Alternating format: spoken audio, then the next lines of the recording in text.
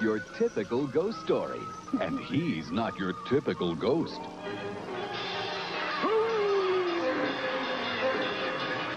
What is it? It's the Canterville Ghost. It reminded me of my great achievements. Starring Academy Award winner Sir John Gielgud, Ted Was, Andrea Marcovici, and Alyssa Milano. He'll have you screaming with laughter. The Canterville Ghost, Sunday at noon on WPMI TV. Hello and welcome to Dr. Steph's Curio Shop of Stuff, and happy Halloween. Today we're going to be visiting the locations of Paul Bogart's 1986 film, The Canterville Ghost. Paul Bogart's version of The Canterville Ghost was made on location in Somerset and Herefordshire, UK in the early months of 1986. It premiered in the US on Sunday, September the 28th that year, but wasn't shown in the UK until the 19th of April 1987, which is Easter Sunday. On the ITV channel HTV, who also co-produced the film. The UK premiere included roughly 4 minutes of extra footage, and this cut is referred to as, well, by myself, as the HTV cut. Both versions enjoyed a VHS release.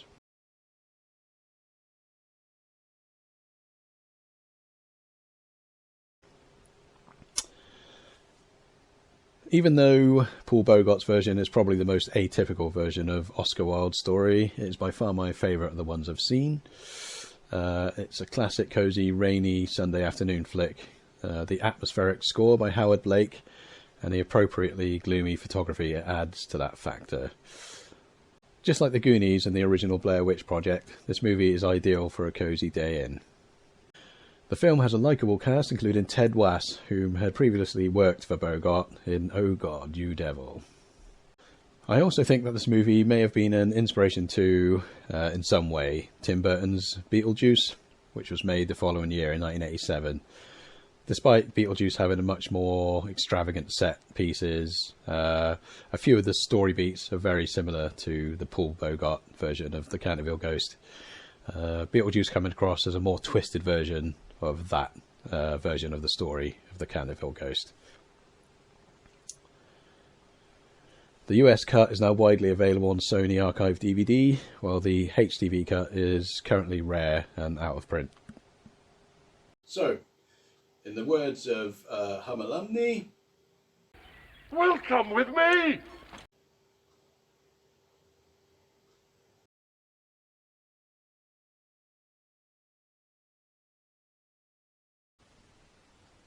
So the HTV cut opens with a bunch of tracking shots that were filmed on the grounds of Eastnor Castle.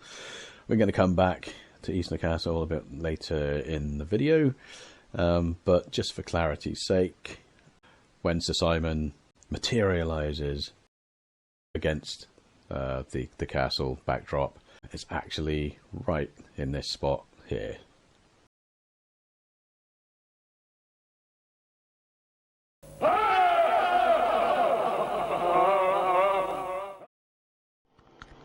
So the HTV cut starts with a series of shots of the train heading to Canterville. This was filmed out in East Cranmore. It's East Somerset Railway's own line. It's about a 2-mile line, and it heads west. Well, the train is heading west in these shots. Here we're just trying to find the 4 locations where the camera was positioned to film the train going past. That starts us off in Dalting, near Shepton Mallet. So here I am out at Farm Road in Dalting, on the bridge, and on the HTV cut of the Canterville Ghost. They use this overlook over here for a shot. They use it about 3 times, down on the other side, over here, and then they go down onto the tracks, by the tracks, to get another shot, which I'm hoping to get myself. We'll see. But yeah, so another location.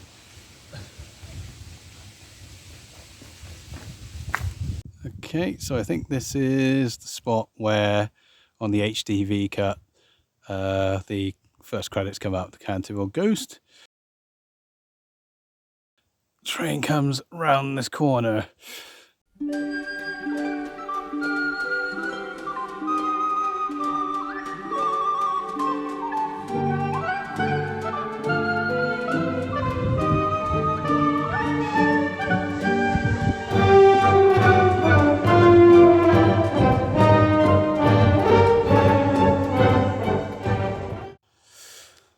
And I think this is the last of the train drive-by shots. It's just along the track somewhere. It was a hell of a job getting here, I gotta be honest. I'm scratched, stung, wet, and it's the middle of summer, so anyway, so the train comes along there. Woo woo! And then around, and it stops there, I think, before you see that tree.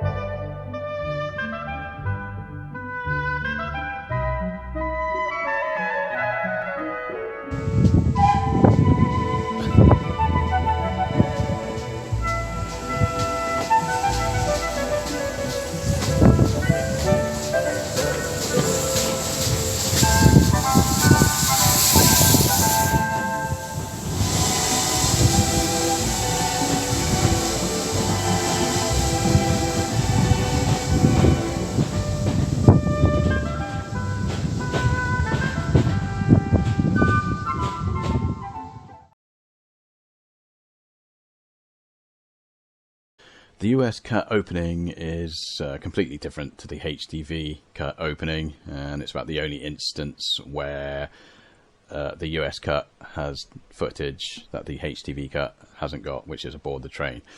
But it opens with a shot that we've already seen in the HTV cut, which is the second flyby of the train. But then, we get some exclusive footage to the US cut that we don't get in the HTV cut. So let's have a look.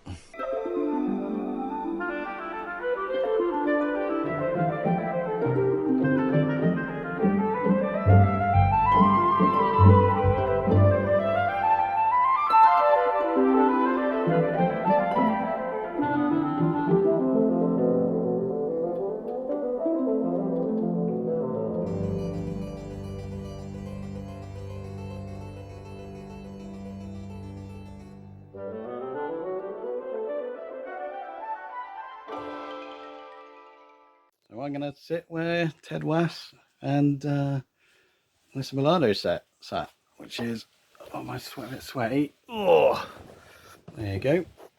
Seats, you see that? 27, 28.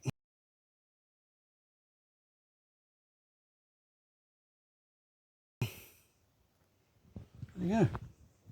Got a place all to myself. Nice. So here I am on the Mendip Bell. It's a TSO carriage. Numbers 27 and 28. And this is where Jennifer sits. And then Harry comes and sits here after being over in this seat over here. And then Lucy is over there, sat in that seat. It's boiling in here, by the way. It's the middle of summer. Yeah, so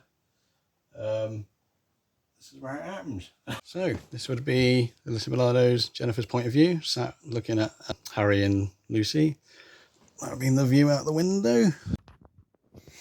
So to put from the point of view of that girl, because she comes in, la la la la la, trains are nice, and then there, the Cantervilles.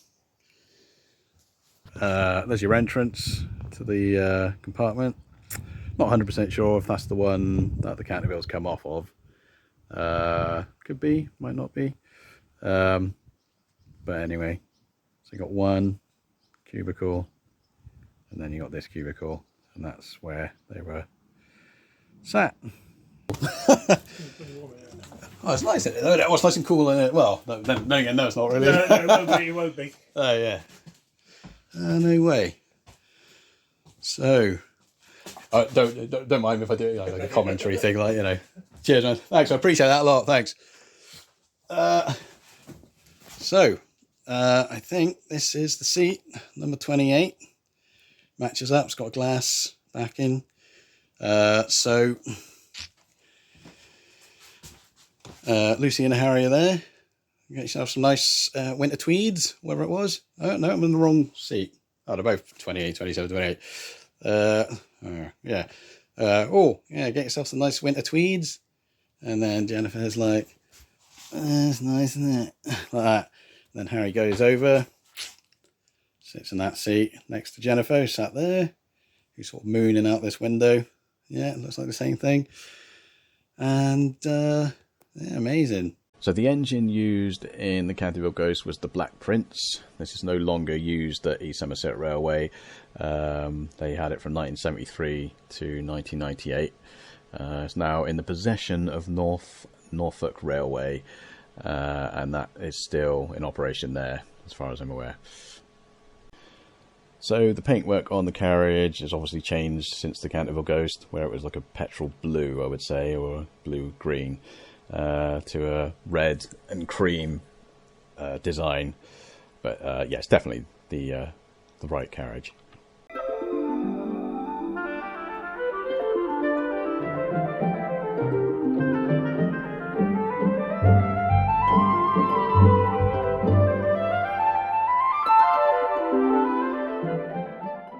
So the Mendip Bell is still currently in use, and you can ride it down the East Somerset Railway.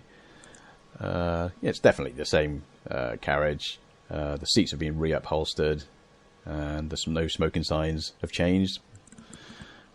But yep, this is another location done and dusted.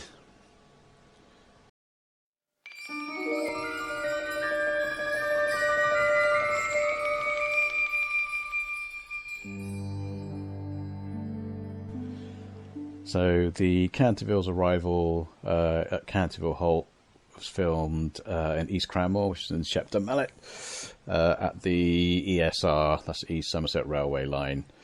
So we're going to have a look at some of the locations used there.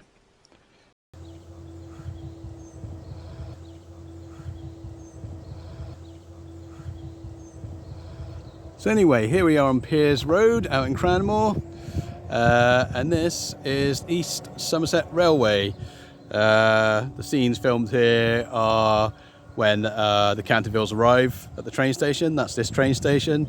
And a bit later on when Lucy goes to the train station and Harry intercepts her. So it's all filmed here. Let's have a ganders.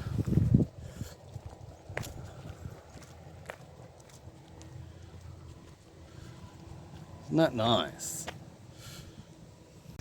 Yeah, so here we are at East Somerset Railway, Cranmore Station, and this doubled as Canterville Halt in the Canterville Ghost. So we're going to have a nose around and see what wonders we can find. Okay, here's another view of the train station from the bridge. So you can see obviously the train's there.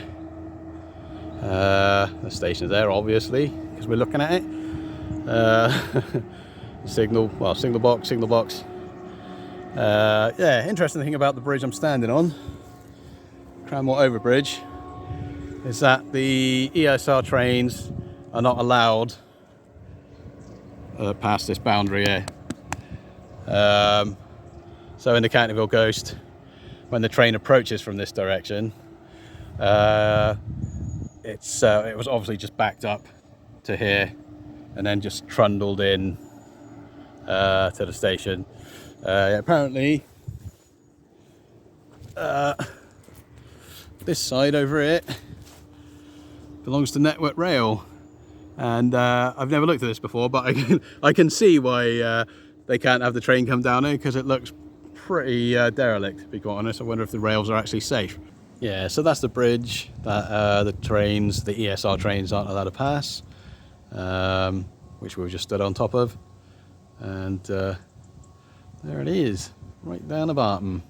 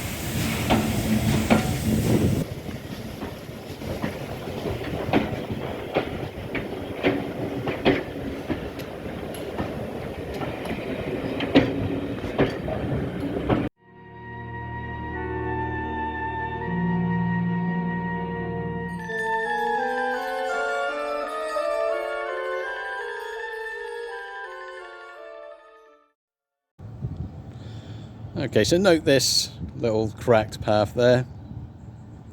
So when the Cantervilles depart from the train, they come off from about here, about level with that, and then they come across to this this stone here, and you can tell that because of where the cracked one is.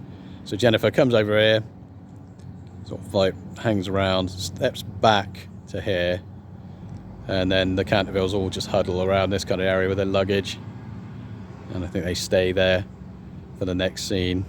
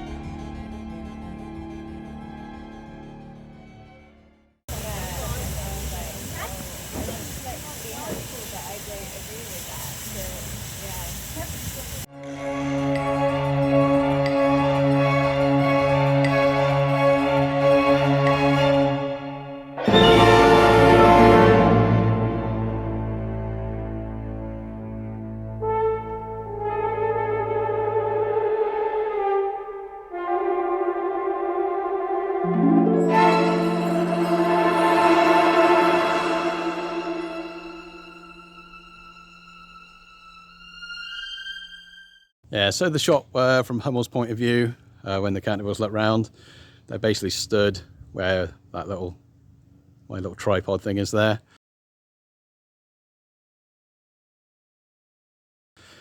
And then they come out, camera pans round,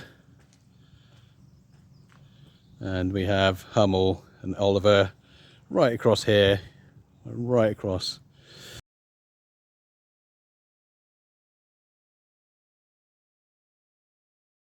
Of course, you can see this house in the background, that's still the same, different colour. Yeah, so I think this sort of middle panel here is for the area where Ted Wass does his Humly line.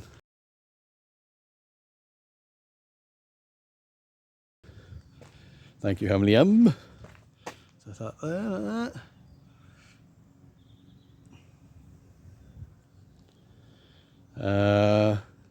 Yeah, and so this is the area where it happens.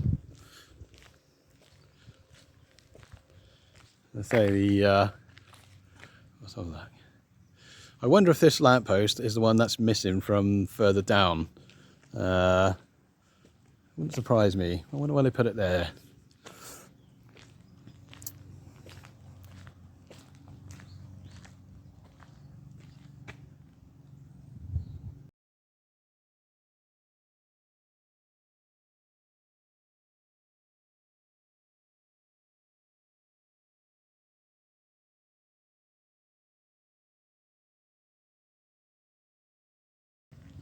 Okay, so this is the road that the Cantervilles would go down on the back of Oliver.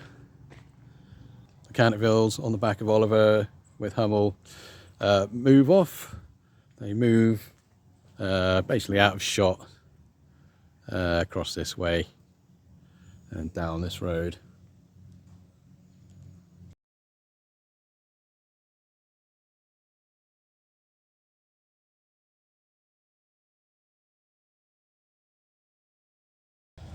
This is the road. I don't know if you can see the station down the bottom of it, but when the Cantervilles come from the station with Hummel and Oliver the horse, they come down this road, which is obviously not filmed, it doesn't really happen, and this is the road out,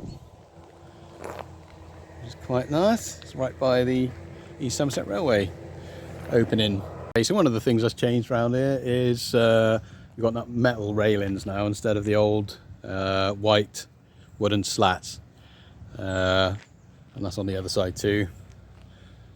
Yeah, so I expect they rotted away after all this time, and metal's not going anywhere, is it?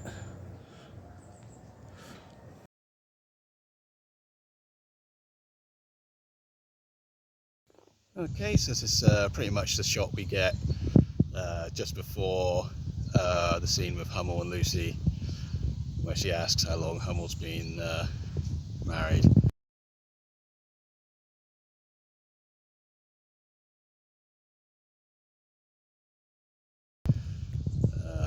So yeah, so they will be standing about there.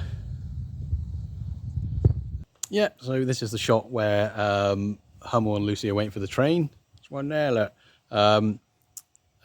So Hummel is basically kind of stood here, and Lucy is here, and she asks Hummel about how long he's been married.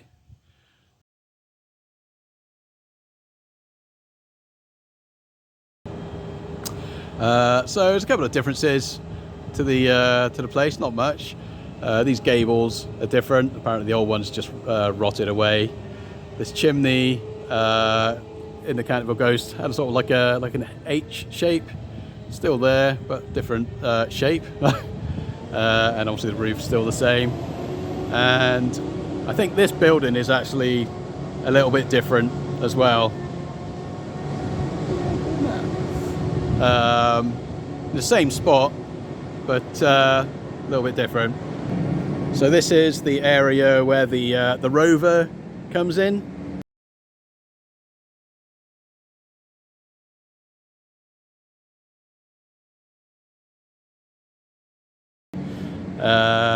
Just parks across there, and then Harry comes in and rushes across here, I think. This bench is slightly, it was moved across. I'm not sure if it was the same bench, but a bench was there and it was further across this way. You can tell that by this little lip here. And this is where the area where the lovey-dovey family were.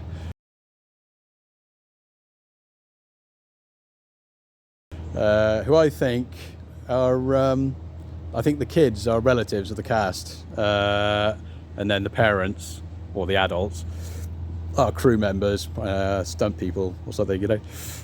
Yeah, so this is that area.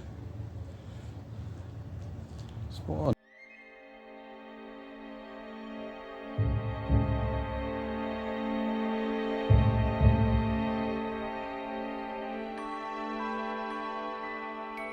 Okay, so there's a couple of bits of trivia about the what I discovered, really, from being down at ESR and watching the Canterville Ghost again.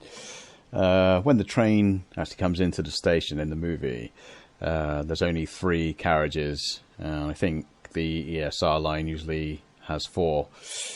Interestingly enough, or not, the carriage where they shot the interiors is not attached to the Black Prince as it comes into the station. This makes me think that maybe they separated the carriage to film inside and used some sort of effect on the outside to make it look like the train was moving. Possibly not. But the other reason is that the train is not allowed to go past the bridge, the Piers Road Bridge. They're actually forbidden by British Rail, or Network Rail as they're called now, to pass that line. So it makes me think that maybe they had to take one of the carriages off, and this is because the train never approaches from that side of the station. It's always from the other side. So possibly they had to get rid of a carriage so they could back the train up as far as the bridge, and then just chug it so it looks like it's coming in to the station from that direction. Yeah, so that's quite a strong possibility. So, but I'm quite surprised that they didn't keep the TSO carriage attached and didn't decouple one of the other ones. But yeah, the carriage that Jennifer, or the Cantervilles get off of, it's not the same carriage that their interiors are filmed in. For some reason, one of the in the movie, there's the station has 4 lampposts. Now it only seems to have 3.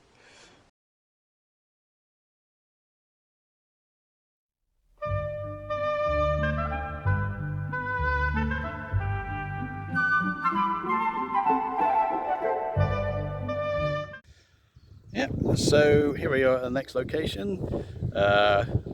This is the junction where you see the Cantervilles come through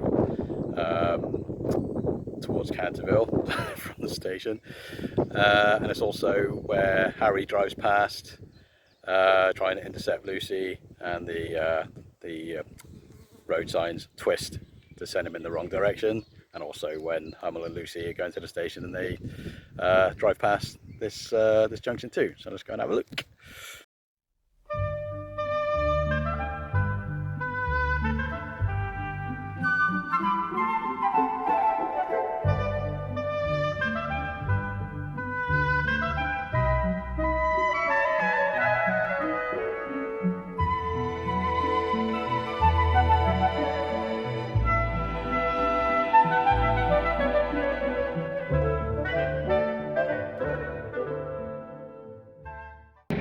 Okay, so there it is. That's the this is the triangle. This is Withywood Lane.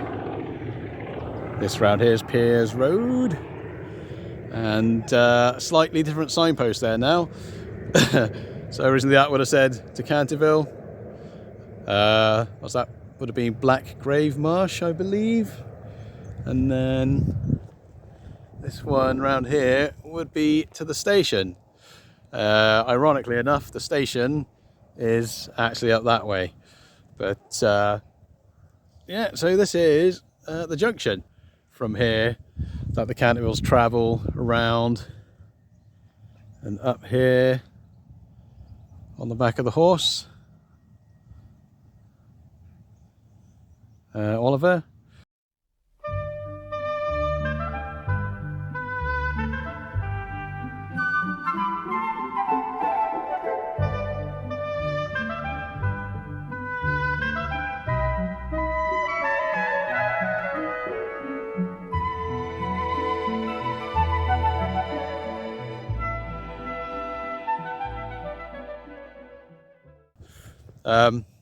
So from this POV in the US cut, we have Hummel and Lucy go around there in the Morris Oxford.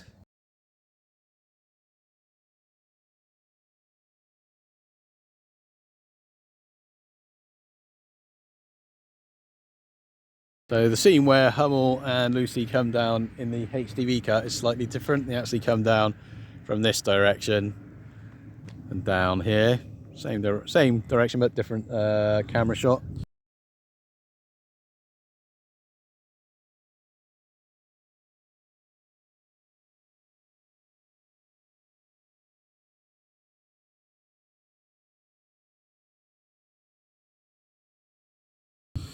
And then we have a scene where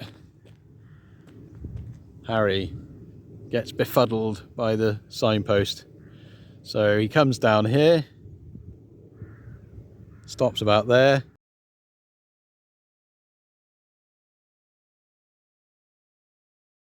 Befuddled, because this is twisted round. He backs up here and then drives down this way.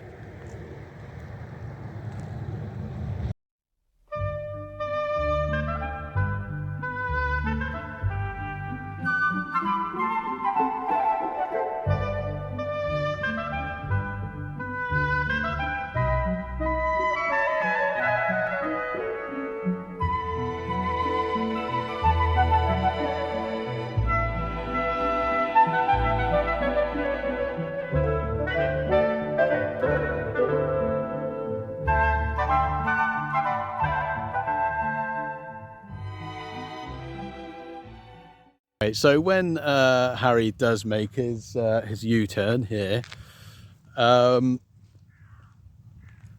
know, logically, he's already gone past the train station anyway. We already discussed that. So the train station's up this road, not on a Canterville Ghost, obviously. So when he goes down here and Withywood Lane, he's just going even further away. And there used to be a much bigger tree here. This is what's left of it. It's a bit shorter now,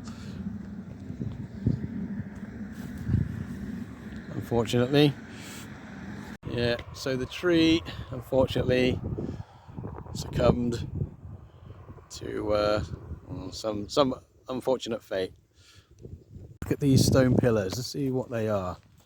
I say I always wondered what it was when I used to, well, I still do watch the Canterville Ghost.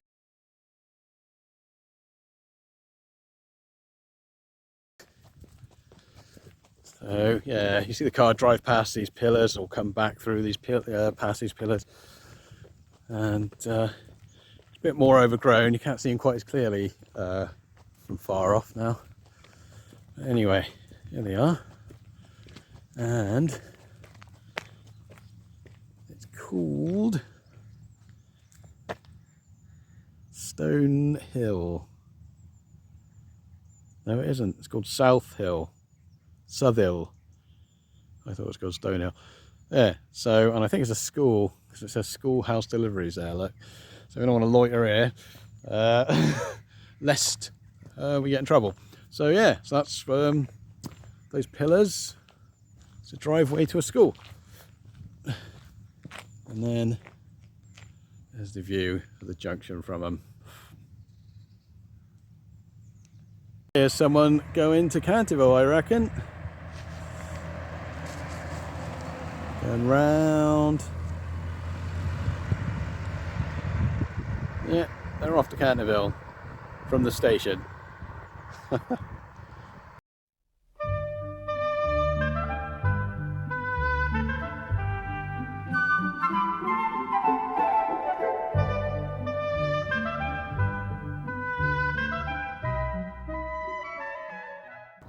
Okay, so here we are out East Cranmore. Where we're going now is going to have a look at the level crossing that you see at the beginning of the film, which is where Hummel, Lucy, Harry and Jennifer are on the cart on the back of Oliver, and a bit later on Hummel and Lucy get stuck at the level crossing. But good old Sir Simon speeds up the train for him so she can get to the train station on time, and then Harry goes after in the Rover P4. Okay, so forgive the noise, it's a train just like in the movie, but what we're coming up to now is White's level crossing, otherwise, or AKA the level crossing from the Canterville Ghost.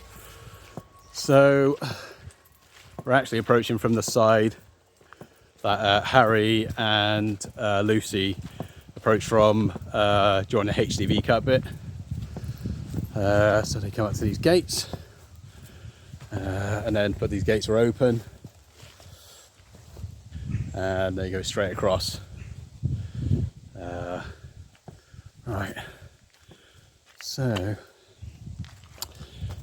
we come all the way down this lane. It's quite a long way, and it's very muddy. I'm gonna stay in my trousers and daps. Yeah, we say daps here. Right. So pull that. Yeah.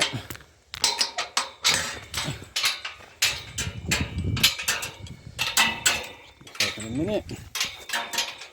So here we are.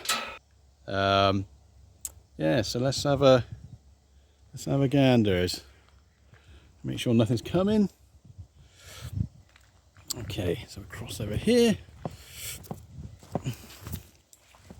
There you go. Yeah, so to get there's a lot of overgrowth. It's definitely more growth around here these days. So yeah, the shot of the Cantervilles and the Hummel and Oliver, basically it's from here. They come through this gate, which is open for them. You know, the crossing guard opens for them.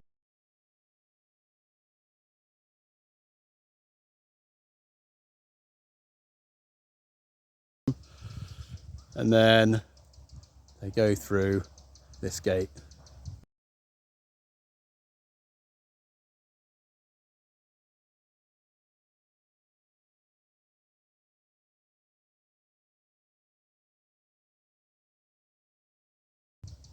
And I said there's the hut, the crossing guard's hut's round about here somewhere.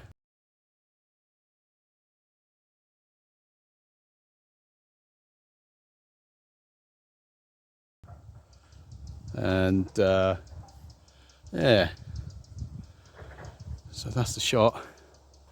I say it's a bit exposed. Well, the exposure's not really good on my camera, whatever. But yeah, so it is here. It was wooden gates on either side.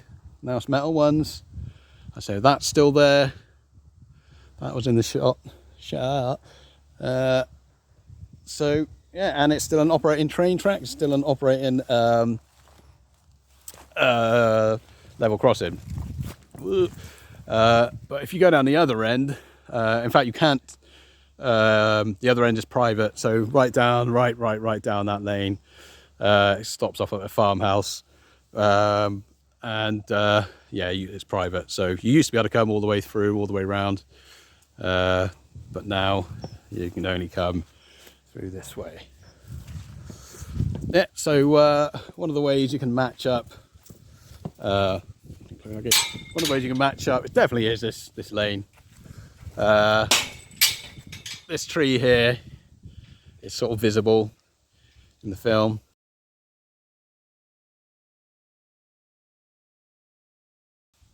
As the Cantervilles come past here, basically, on this track. And yeah, it's a lot more overgrown.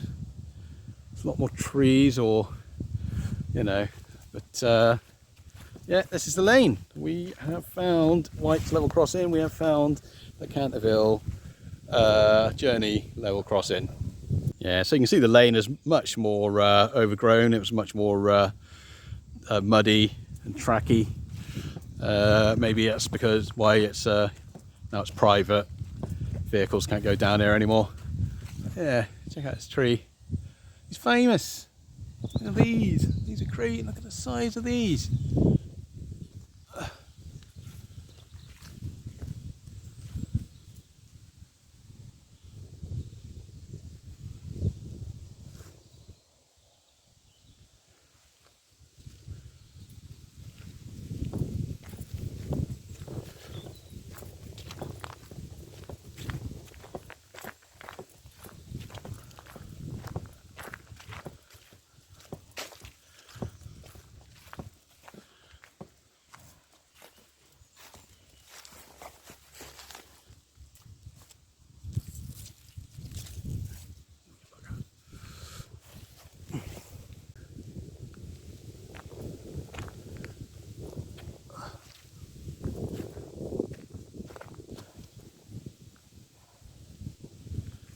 So, like I said, like some of these trees, like particularly this one here, my point of that, I think that's, well, yeah, that's visible in the film.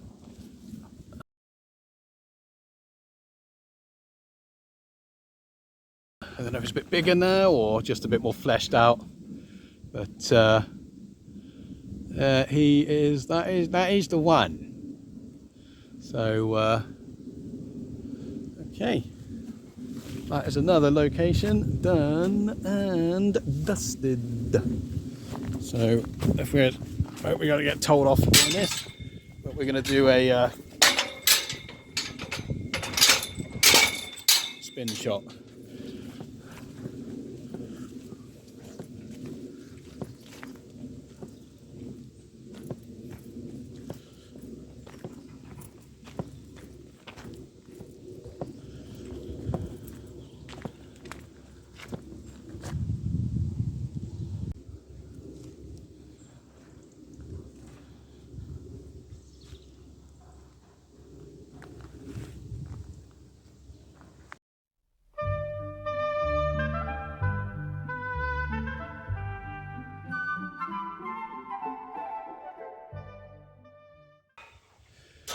So in the HTV Cut, you get the quarry train, the yeoman train coming down here and across that way.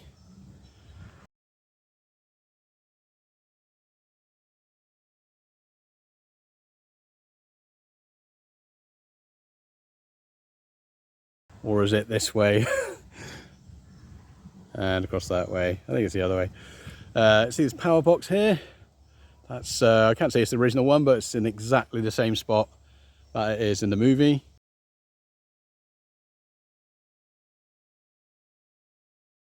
I say, and that's also where Hummel and Lucy have to wait whilst the train passes.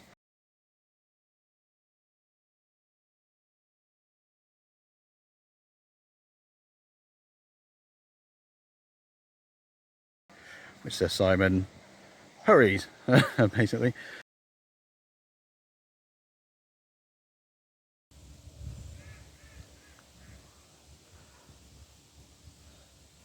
When Harry and Lucy come bolting through here, they come down here, across the tracks, and then round, and then all the way down here.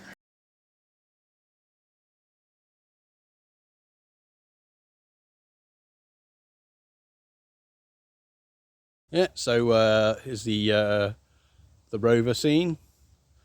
Basically goes across,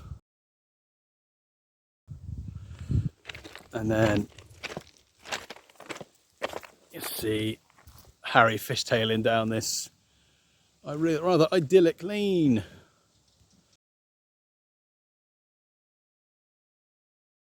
And yeah, so yeah, in that scene with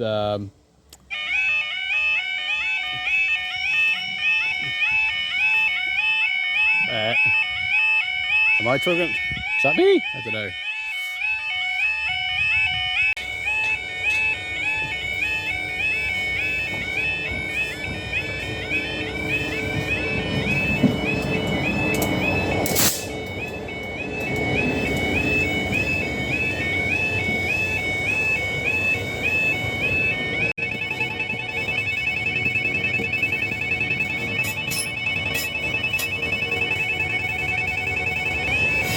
So these are quarry trucks, or quarry carriages going down to a quarry works.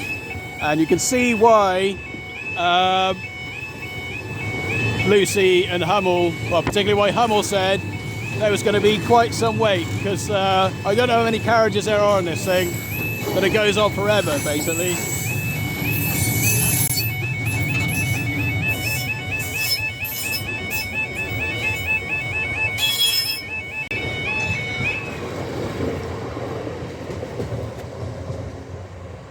That is mental.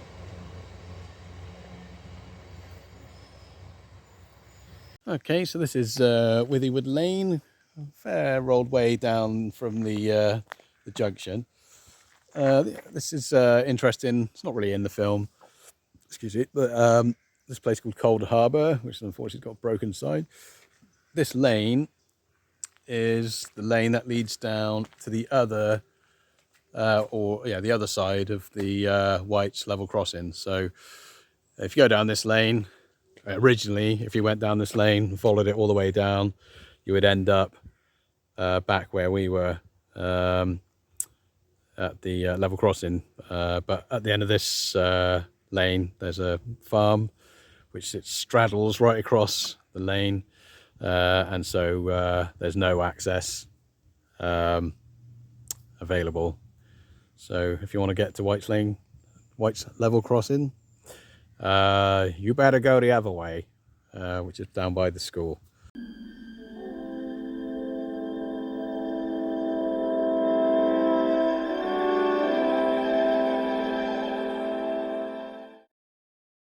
They say the magic of a movie is in the editing, and that's a good job for these scenes out in Cranmore, because if they were using the roads as they were, the journey to Canterville would make no logical sense whatsoever.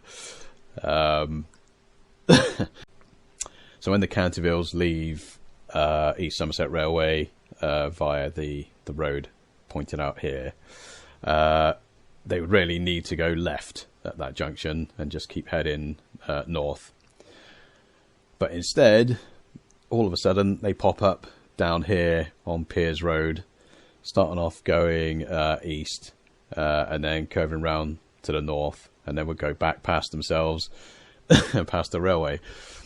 And then, all of a sudden, they appear over here at White's Level Crossing, heading north again, so heading in the right direction, but all of a sudden way over to the east.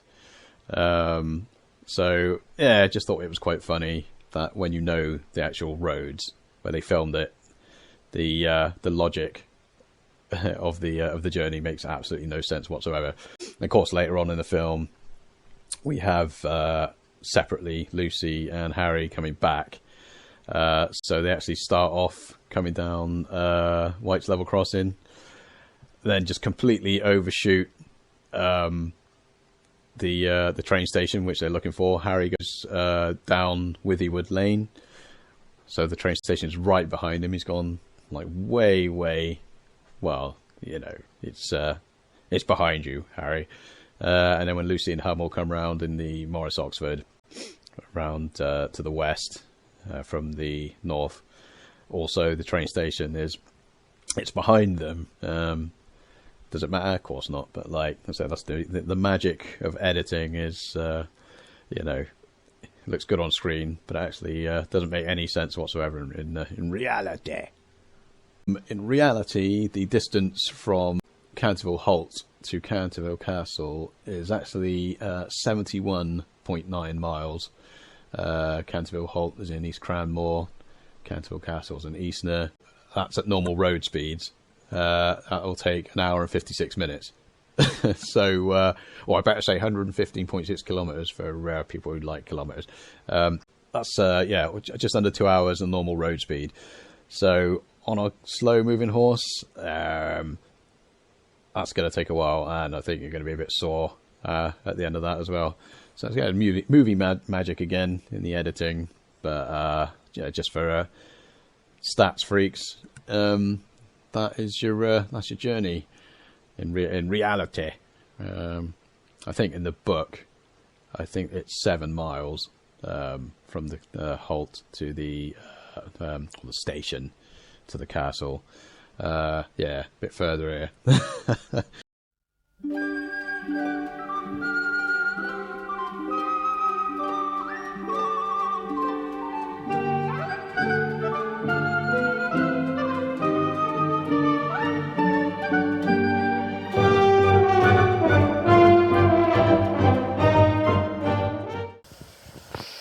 Okay guys, here we are out at Eastnor. We've made it. I don't know what could be here, possibly.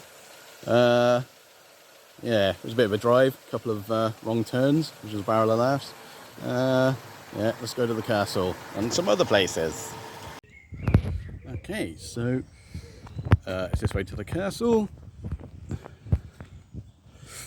And hopefully we can find some of the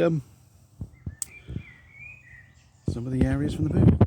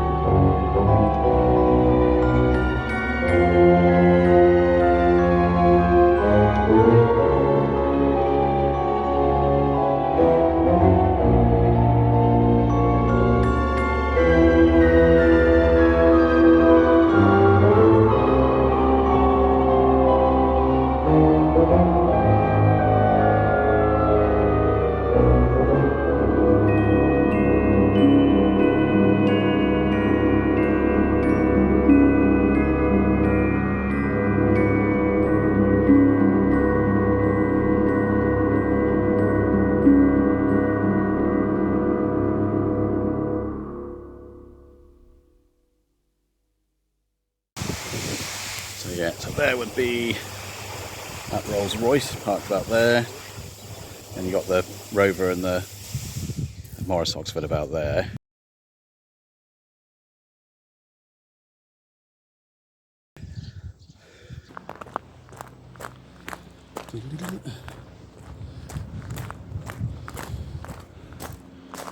So this is pretty much the shot we've got when the Cantervilles just about to go in for the first time.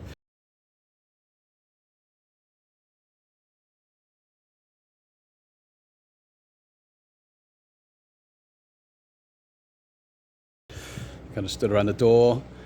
I mean, we know it's the same place, we know it's the right place, but look, the doorbell's still the same. Of course, we haven't got the Canterville crest of arms because it was a prop. And look at that.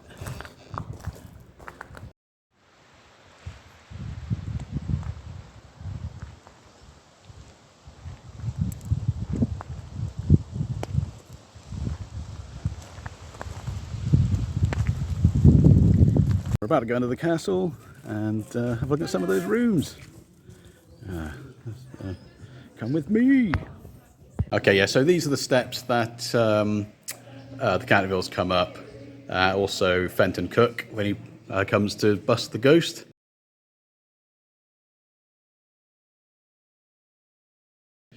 And also where Hummel is raised to the ceiling. Up there. Okay, so here we are on the approach to the castle itself. And here's the lobby.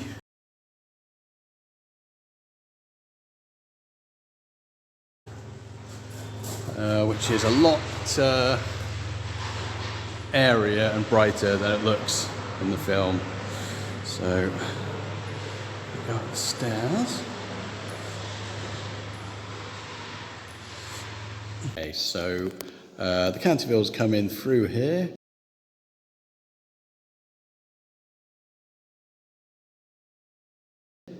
Up these stairs, the camera pans round, and there's a bear here.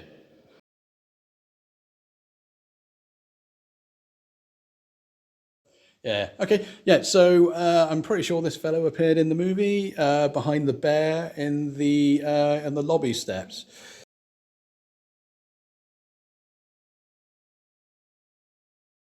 He's famous.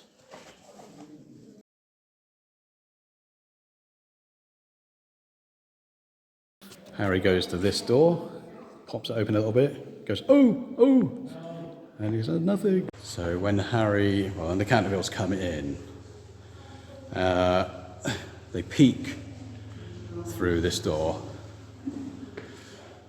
and then they go to the great stairwell, or to the staircase. Magic of movie editing, the staircase isn't on the other side of this door, it's actually the Great Hall.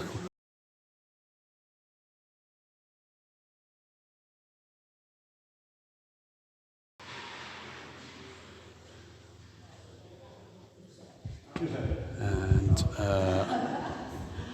so one thing's interesting is if we look at this piano here, I don't know if you can see that, but the music on the stand is Walking in the Air by Howard Blake, right there. Sort of Howard Blake did the music for Canterville Ghost, and it's a bit of a coincidence.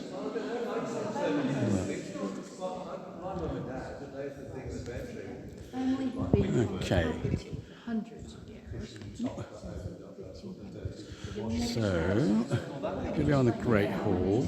Zoom back out.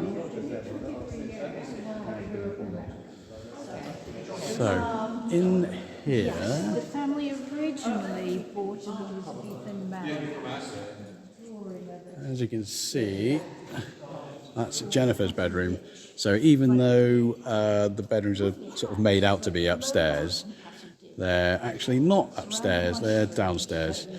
One being Jennifer's room, and now we'll go there later.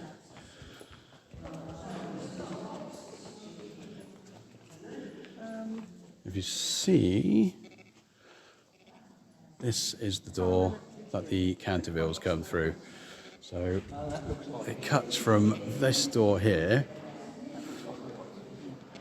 and then they actually come through this door here, where Hummel is up on the chandelier.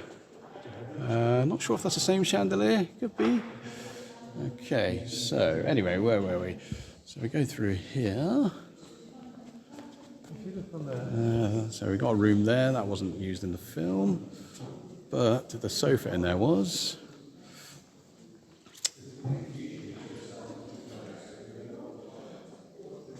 And then we got this armour room, also not used in the film. But here is the dining room.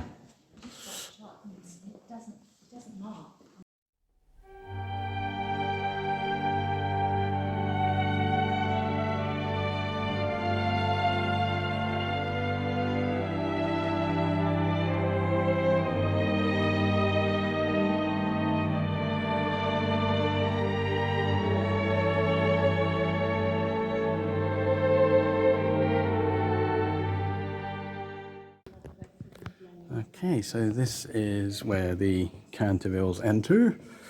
Hummel will be up on that, dangling. The Cantervilles come in through this door. See Hummel hung up here and then rush down to get him out or let him down.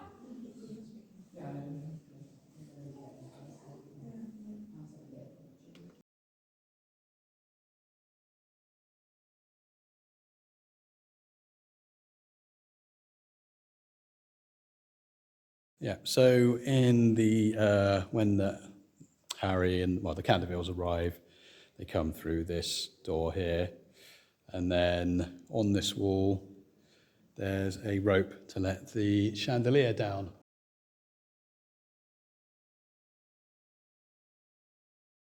Well, there's a chandelier.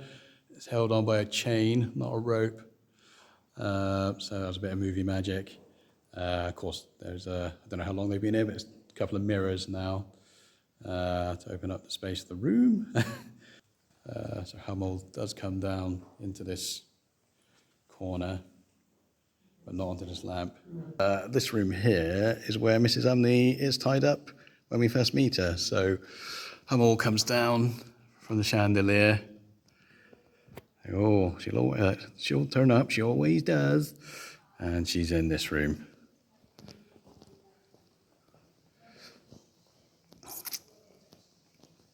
Tied up to a chair.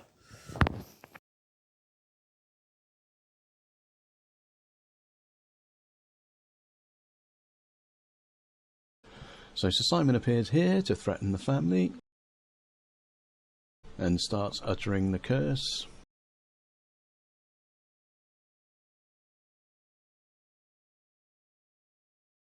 When the owl beats upon the window pane, etc., etc., then he comes 1, 2, 3, 4, 5, stops.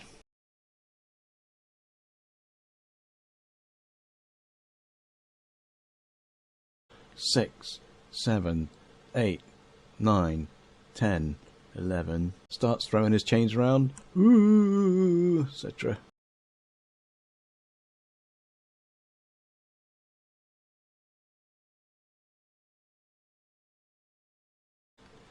Yep, so this is the exact step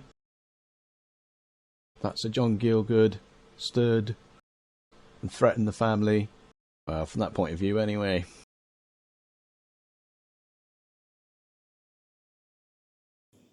Okay, so yeah, in the scene where Jennifer discovers the ermine is left behind actually on the 10th step, which is where Sir Simon stepped down to on this from this angle. So Jennifer actually goes on to the 8th step.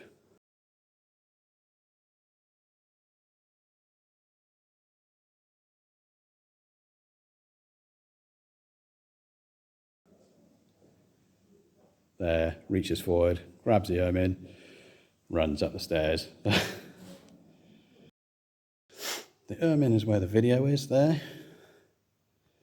Jennifer comes up the stairs, up to this 8th step, and then picks up the ermine and runs up.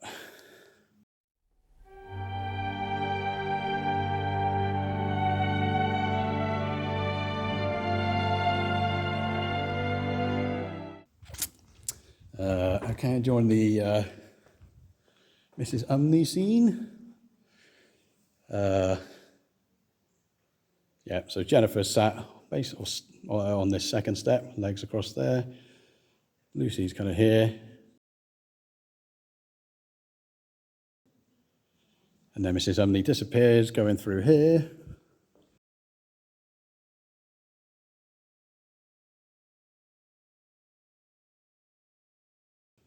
The curtains are pulled.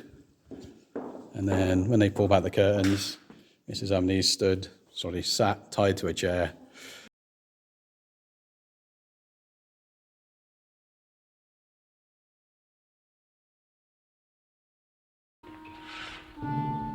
Trick or treat.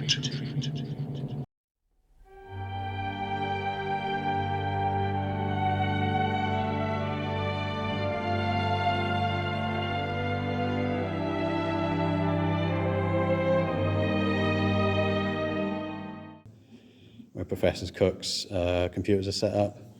Basically, it runs from around here, right around, and up to about there.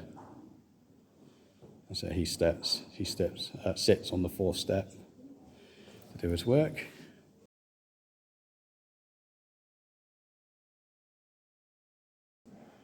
And Jennifer observes him from basically up here.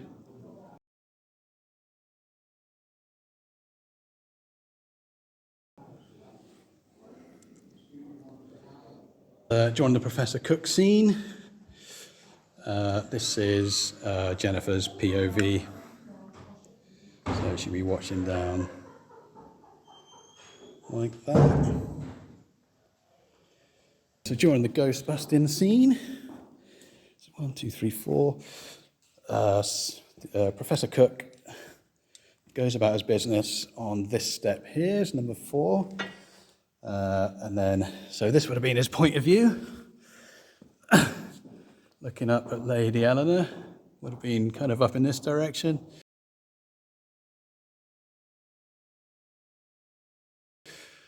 Then he turns around, and Sir Simon would be right on this step, right behind him. Up here.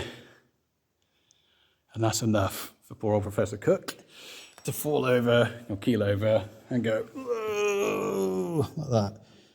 He slumped. Yeah. So from that point of view, Sir Simon appears up here. He comes down a couple of steps to the 4th step, I believe. And then Professor Cook is on the 4th step up. So Simon eventually comes to this step just above him and stands above him. And poor old Professor Cook slumps down right across this area here.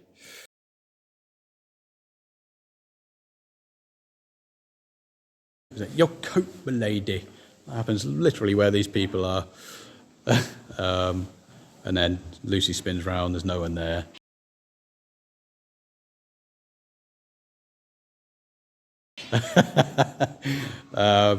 Yeah.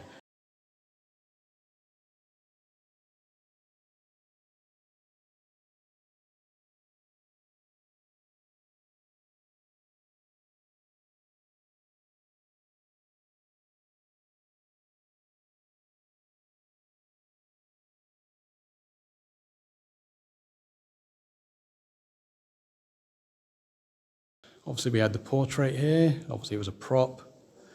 And so it would have stood. It's quite difficult to garner, really. I think it's probably been tidied and cleaned a little bit. But I think if there's that block there, it's a little bit sort of, it's got a darker stain on it. And yeah, so yeah, that's where the portrait was. Okay, so we got the scene, the extra scene, the HTV cut, where Jennifer is looking for Harry. She's about there. Asks where he is. Comes running up here.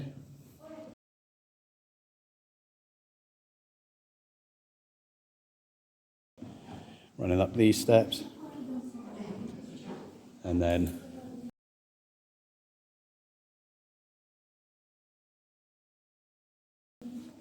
basically runs up there and this way out that exit.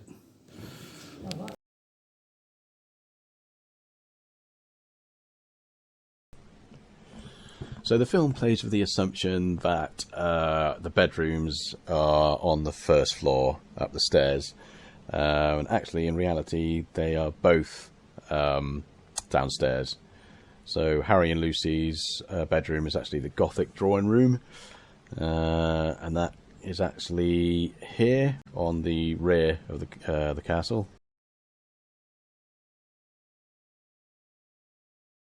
So another bedroom that's supposed to be upstairs, but actually isn't.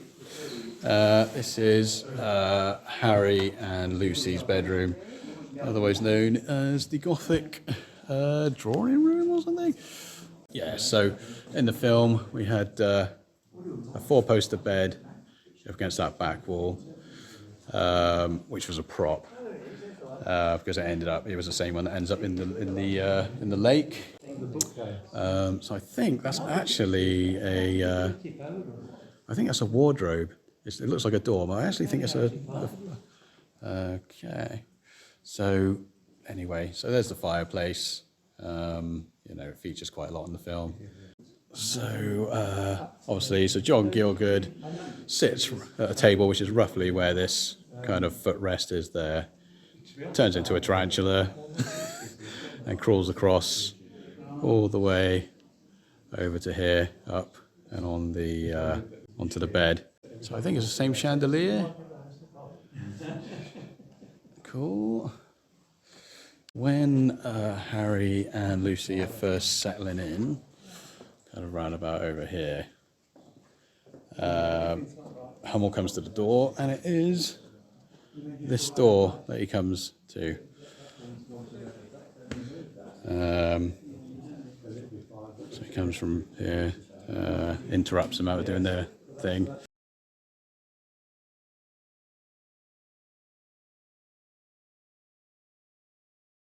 So this is also the door that Harry is banging on when Sir Simon traps him in the room, and it's also the door that comes flying open when he lets him out.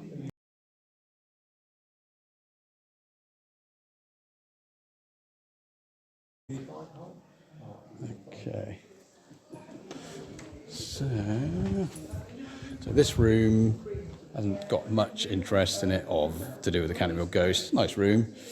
But the only thing that we do have is this sort of double chaise lounge. I don't know what you call that. But Harry and Lucy use it to put their clothes on it. And it's also not sure which side, but where Harry sat, waiting for Sir Simon to let him out. So he sat either ways on here or on that side. I'm assuming the other side, just because of the geography of it.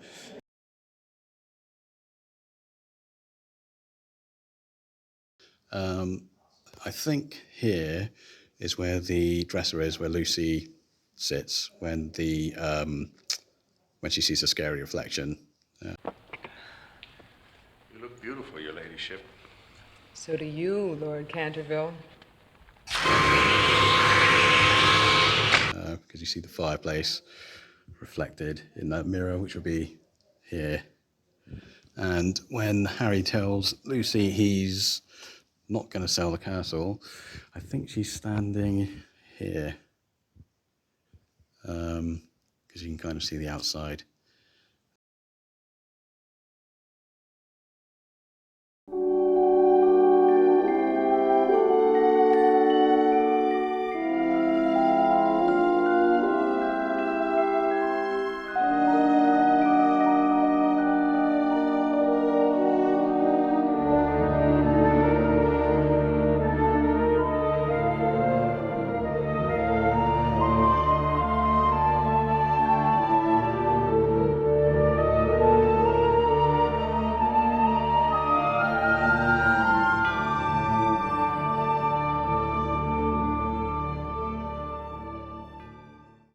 Okay, so in the movie, there's a 4-poster bed there.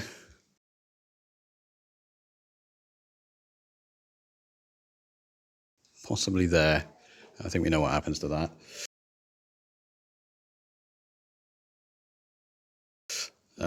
And then this fireplace, Sir Simon sits here, helping himself to tea.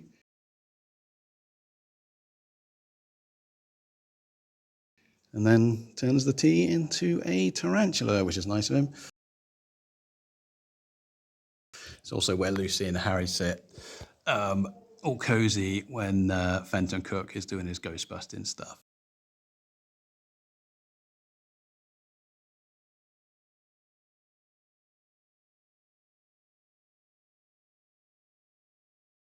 Another point of interest of these doors, or another thing interesting about these doors, is any scene when you can see through them, through the open door from the bedroom.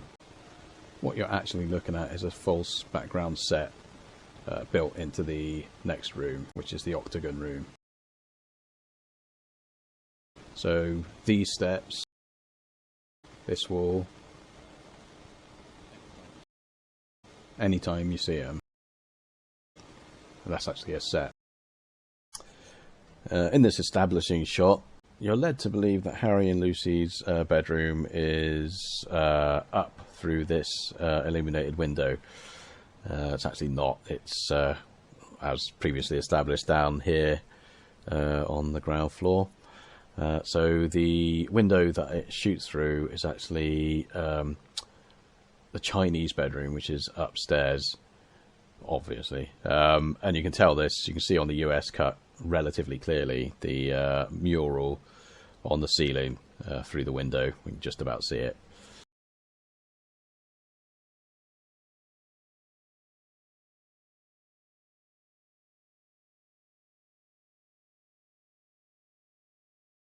Well, there you go. So we've just come through here, and yeah, this is the room. This is the establishing. So the establishing shot for Harry and Lucy's bedroom, even though this is upstairs, and you can see it's definitely this. You can see on the ceiling. So yeah, that was right. Okay.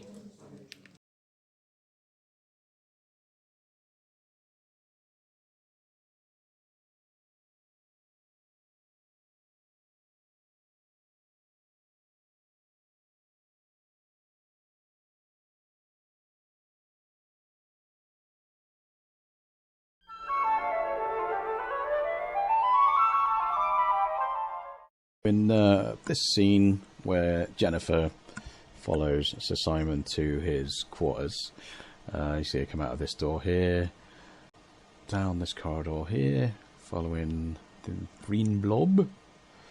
See Sir Simon turns left there. Okay, so yes, she comes down here as well. And then Sir Simon comes through this area, followed slowly by Jennifer.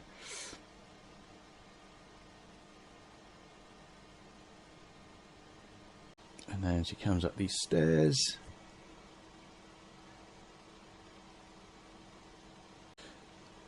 And then goes up the stairs. Goes to the left. And then down this corridor.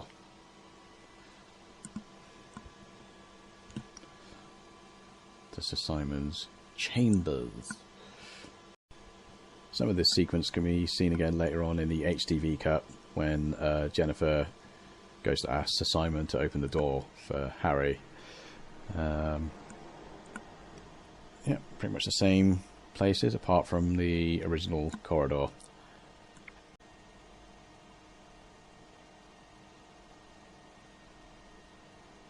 Okay, so let's see what we can find.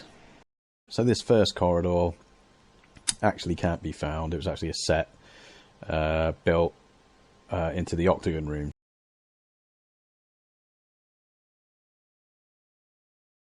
So you can visit the room, but the corridor, the door that Jennifer comes out of, the steps leading down to these doors, it was all fake, but well made. It had me fooled. The way you can identify it's the right doorway, especially when Sir Simon comes out of Harry's bedroom, Harry and Lucy's bedroom.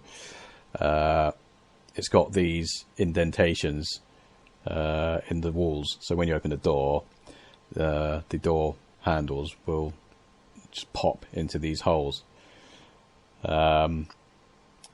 So yeah, all these scenes on the steps, the scene with Harry and Jennifer, yeah, Yeah, it was a kind of set built into a real room.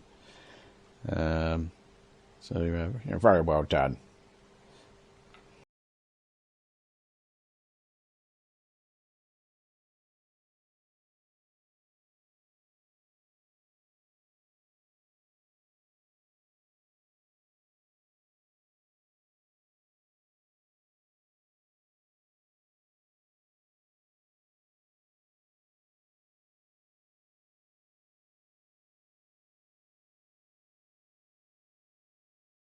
So Sir Simon's glowing orb comes down here. If we have Sir Simon Cam as his orb, we basically go down here, we glide all the way down. We zip past here, and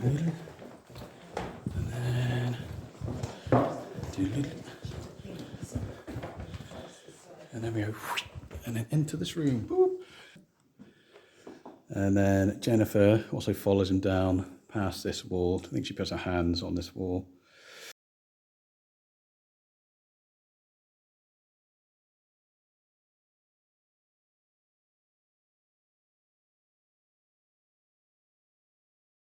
Comes around, goes down there. So Simon's orb disappears to the left, down the bottom, where our charming guide is. And then Jennifer goes down.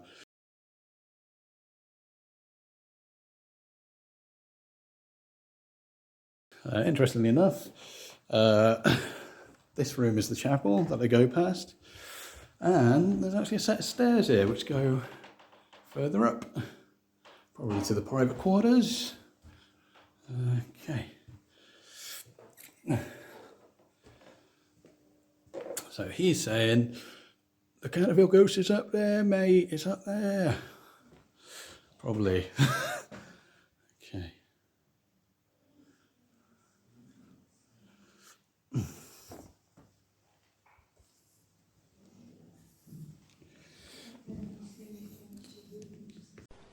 This corridor, I believe, is in the private quarters of the castle, owned by the Hervey Bathurst family.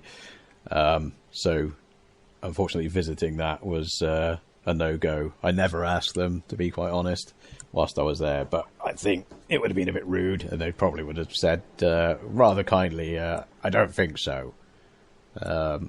So, yeah, this area was off limits.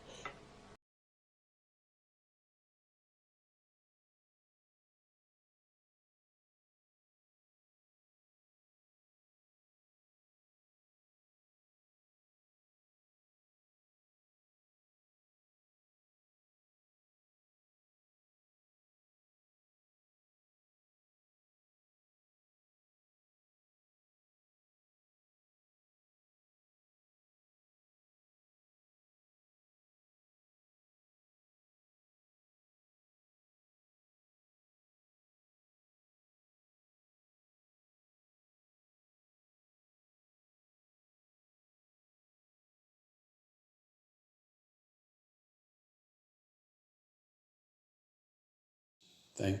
Okay, so this is the stairway that Jennifer comes up when she's pursuing Sir Simon. So it was a lot darker. I think it was dressed a lot darker in the movie. So she comes up these steps. I think they use a fisheye lens. They follows her back this way to about here.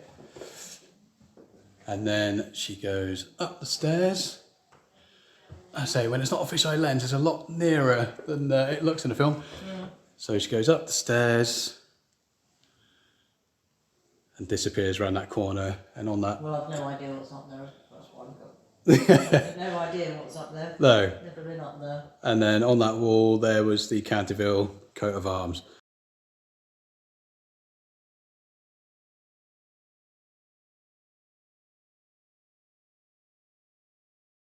So yeah, really chuffed with that. That's okay.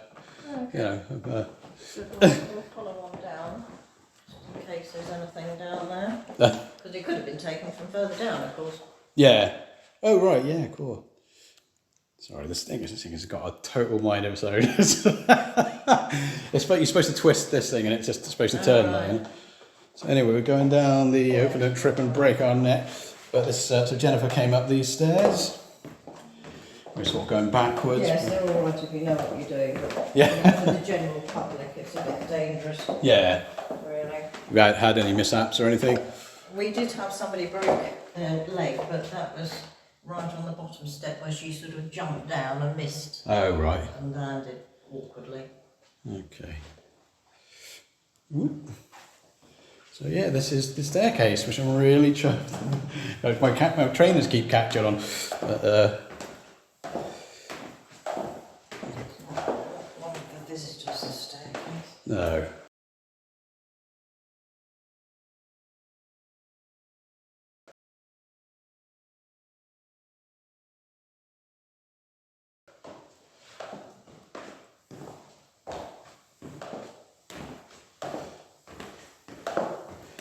Thingy there.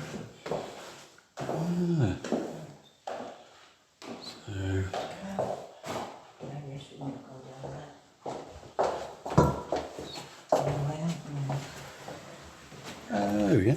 Oh, sorry. That door leads into the state bedroom, doesn't it? That's right. Yeah. But normally when we get the door shut, there's a...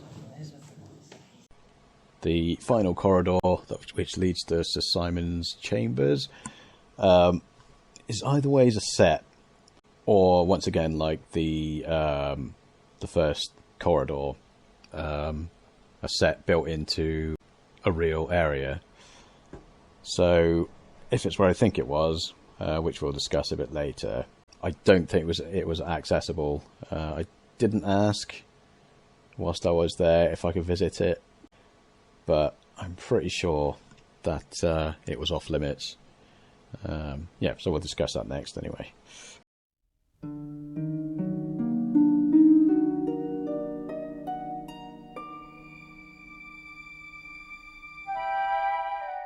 Okay, so the disappointing news is that I didn't find Sir Simon's chamber. I actually think it was very possible that it was a set, maybe even not filmed at the actual castle. However, if it actually was filmed at the castle, I've got a rough idea of where it was.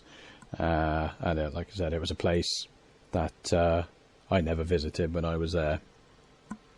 So if it was shot on location, looking at the size of the room, because there's quite a lot of field of view and depth of vision in this room, I actually think if it was shot on location, it's filmed here. So you had the octagon room on the bottom, the chapel's in the middle, and then whatever this room is, I'm told it's a bedroom now, but it's here. So if we look at the aerial view, I think this kind of makes sense. So if you have Jennifer sort of running down through here, and then into this building, whatever that is, if it's all connected and it's all joined up, then I definitely think this is the spot. But it might be private quarters, but I'm pretty sure I didn't visit it when I was there. So yeah, unfortunately, yeah, we didn't find this room. One of the clues, major clues, that this could possibly be filmed in the castle and in the room I'm thinking of, is the windows. Basically, same design, they match up, and so is it a set that was made to match up like that? I don't know, to be quite honest. But you know, and if it was the room I'm thinking of, it could have been dressed just like the octagon room was dressed to look like the corridor. This room could have been dressed to unrecognisably. When I was talking to the duty manager, he said that there's no place in the castle with a door like the door into this room.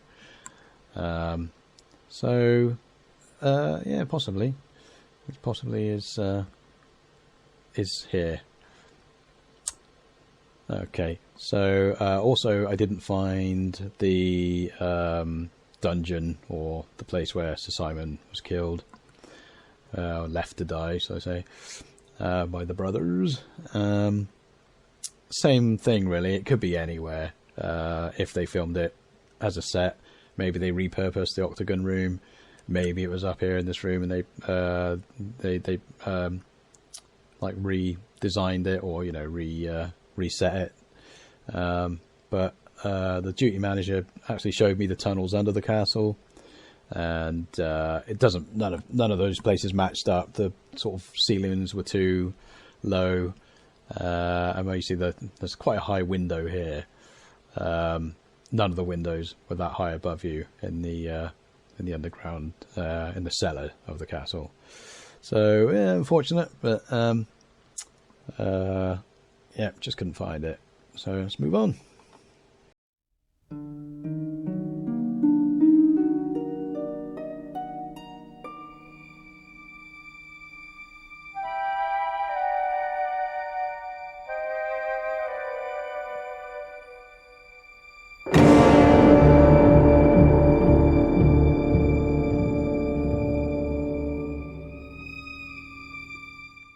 Okay, so the tractor accident scene starts off literally with Jennifer cycling right in the middle of that entrance, comes through, tractors there. Oh, seems to have had a bit of an accident. The tractor's parking nose that way. Jennifer buzzes right past, in a straight line.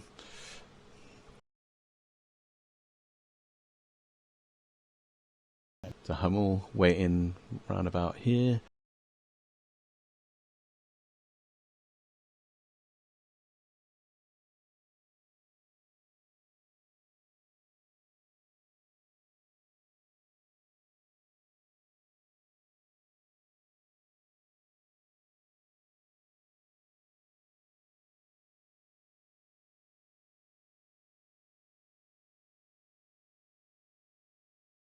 So there's a ladder going up to that wall there.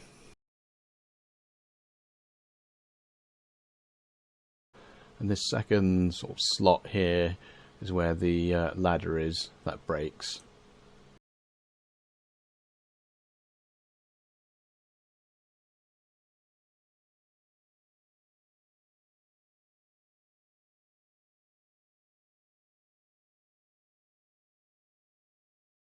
Leading to Harry's fall.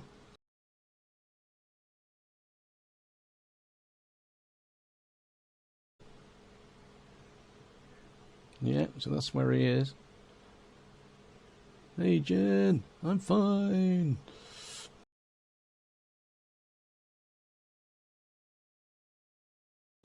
So obviously the tractor, when he starts to fall, the tractor must come through here.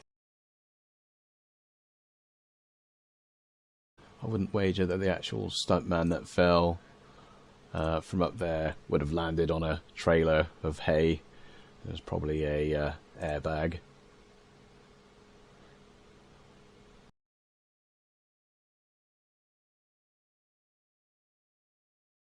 And then the tractor comes sort of like through around here. Harry gets off. They all sort of like gather around this area.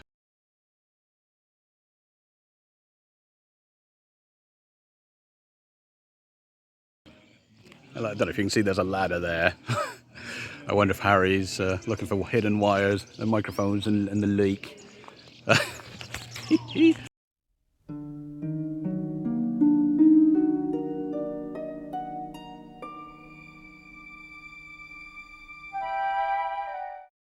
what's that? Oh! That wouldn't have been open when you were filming, I don't think. No. What's this up here? What's? Oh! This is new.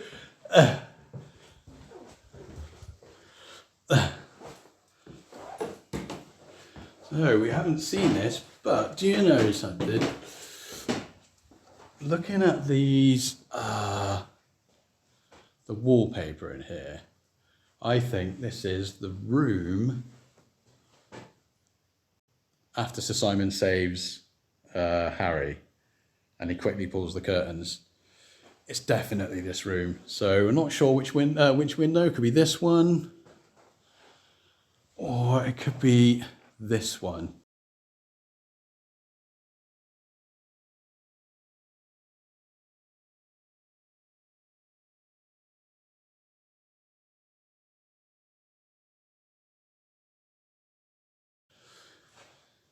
But I think we found this room. Yeah, that's cool.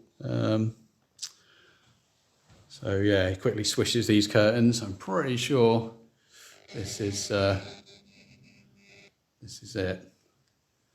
There you go. Oh yeah, look, you got these those latches on the a bit smaller than they look in the film. Oh, I've probably got bigger ones in different rooms. But yeah, I reckon it's all like a pinky purple room. So I think Sir John would have been stood. I reckon it's this window, because if you see this here, I think it would have shown through that window, coming back through. So yeah, I think Sir John Gielgud was stood right at this window. As you can see, it is arched at the top, just hidden behind the blinds. I think it is this window. I'm not seeing the same latches on the side, but unless there's another room with exactly the same decor, I think this is it. So I go back down. Oh, cool. New places.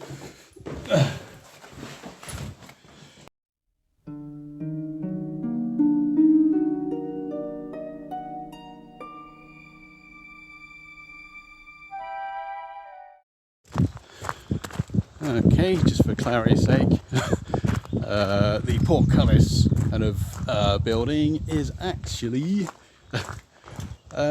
toilets. Don't know if it's always been toilets, but when Hummel goes, just briefly flits in there.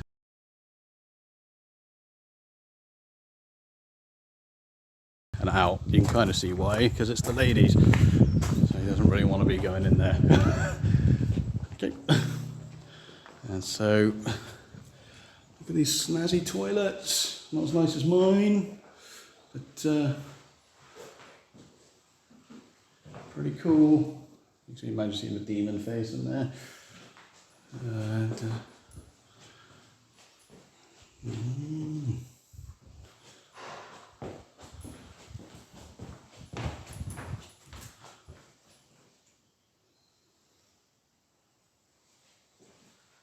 oh, this is stairs leading up. Interesting.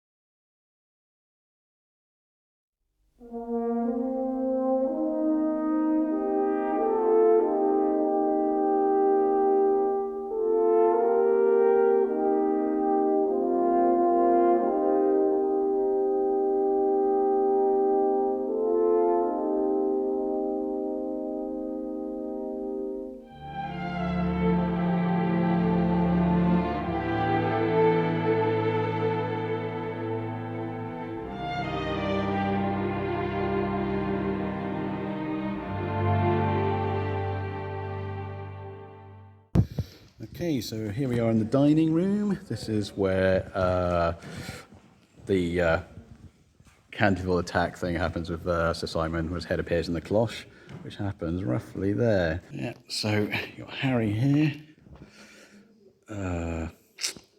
Hesketh, Gretchen,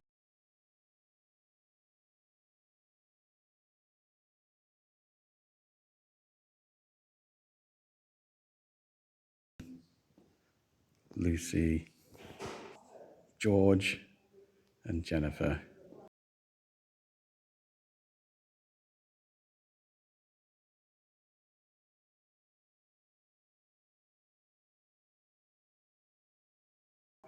sit at this table.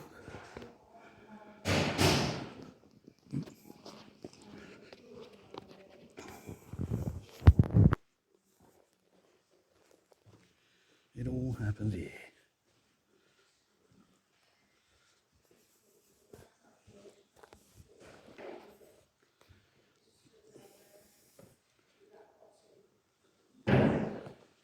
Yeah, and that's right where Sir Simon pops his head out of the cloche.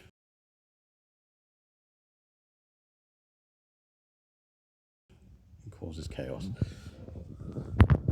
Obviously not the same table. I think it was like a stunt table. And so the aunts and uncles, once the chaos starts, go rushing to this door, which is locked.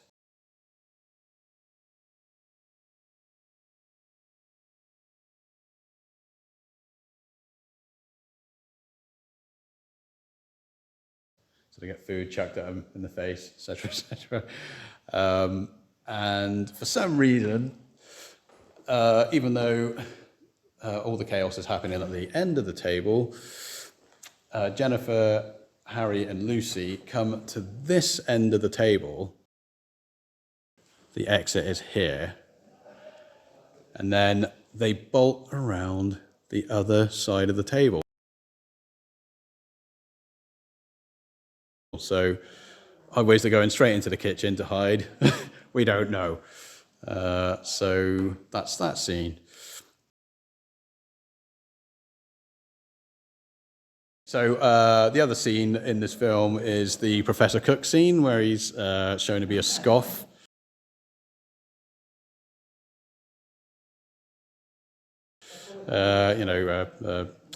Likes his food. So in that scene, we've got Professor Cook at that side, well, at the head of the table. Mrs. Umney sort of hovering around at the back, tutting and that because he's so greedy. And then I think you've got Harry there, Lucy there. No, that's wrong. You've got Harry there, sorry. Lucy's on this seat. And then Jennifer is sat there fiddling with her food.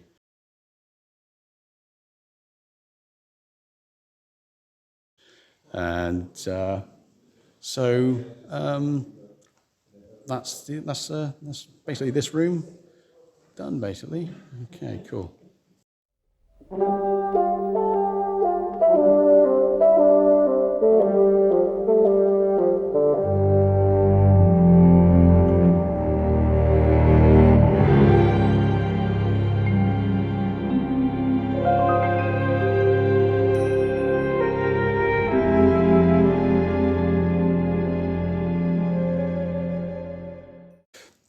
What's through this room?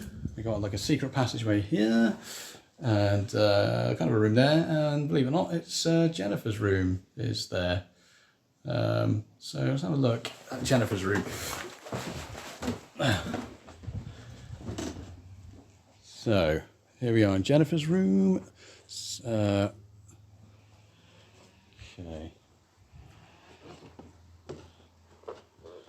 So you've got the four-poster beds, exactly the same. Unfortunately, I've seen people have been able to come through here, but not today. They seem to change the route of which you're allowed to do things quite often. So yeah, we got this attached to that room is the bathroom for it. A bit close to the main hall, but people can hear your ablutions.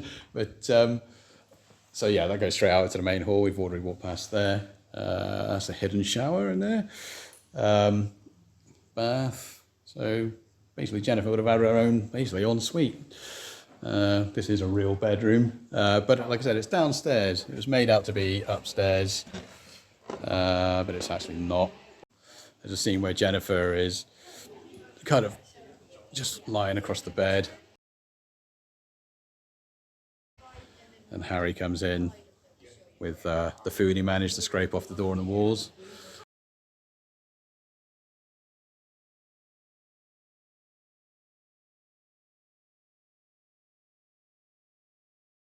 And then Jennifer hides a diary under her cushion.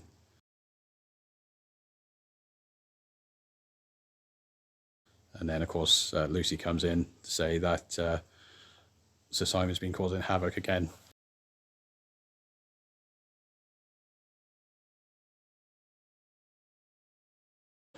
That is the actual wardrobe that when Sir Simon gets frightened, that is the wardrobe that he hides in, comes out. I don't get scared, I do the scaring. And that scene where he walks through the door as a ghost. So Jennifer's obviously kind of round about here doing something, drawing or...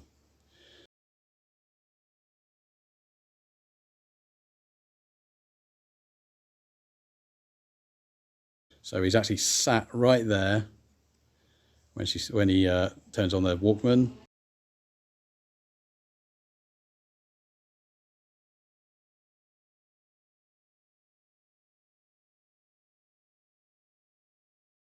Goes, woo, and then disappears. This is the wardrobe that he hides in.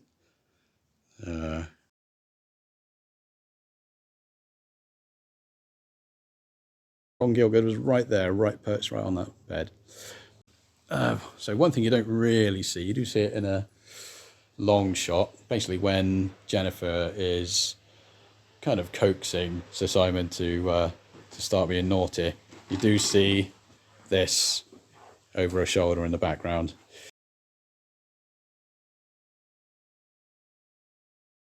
And yeah, so tourists, what are tourists? So yeah, that scene, you do see this. So it's like I don't know, a toilet jug or something, I'm not really sure. But I can see it's, I say it is downstairs. That's, you can see it's like kind of the opposite room to the dining room, really. Opposite kind of the main thing. Anything else? Oh, we'll do a spin around.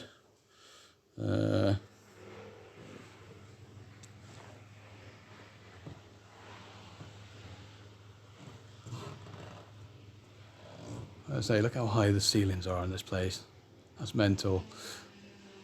Like I said, this is yeah, Jennifer's bedroom. This is where the Walkman thing is. So I think like Jennifer's kind of roughly here when Sir Simon walks in, and she's ignoring him because he upset Paul.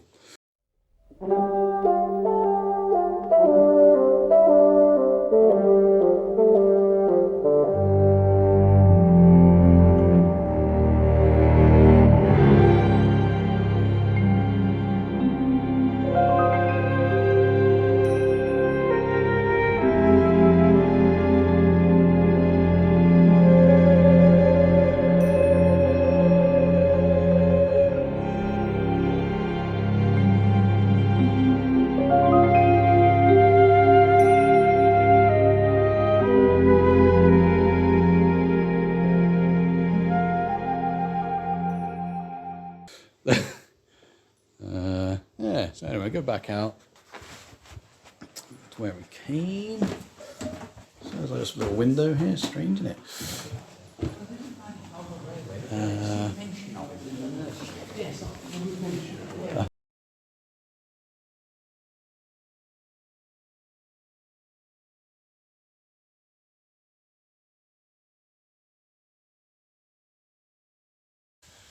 That's an establishing shot. I think it's used twice, but night time. Of course, there's trees in the way. But you know, it's nature. There's nothing wrong with it.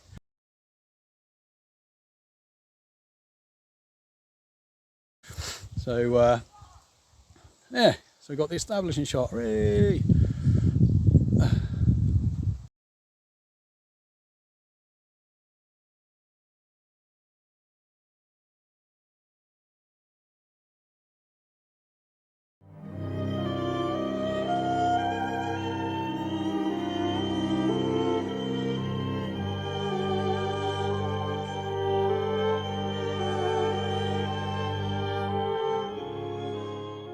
Okay, so here we are at East Cranmore Lane in East Cranmore for another location, and for For this one, we have got All Hallows School. So this is the school that they used for the film, for Jennifer's school, and it really is called All Hallows. So I think they used a different coat of arms in the film, and yeah, so basically let's go and have a look inside. Okay, so here we are at All Hallows School. This is a working school, so you can't just come in and look around willy-nilly. It's half term here, so kids are away, but there's boarders here, not at the moment, one might be. Yeah, I did ask permission to come and film here. So, oh, that's a sign, drifting. Yeah, so yeah, gonna have a look, see what we can find. We've got permission, so let's go in.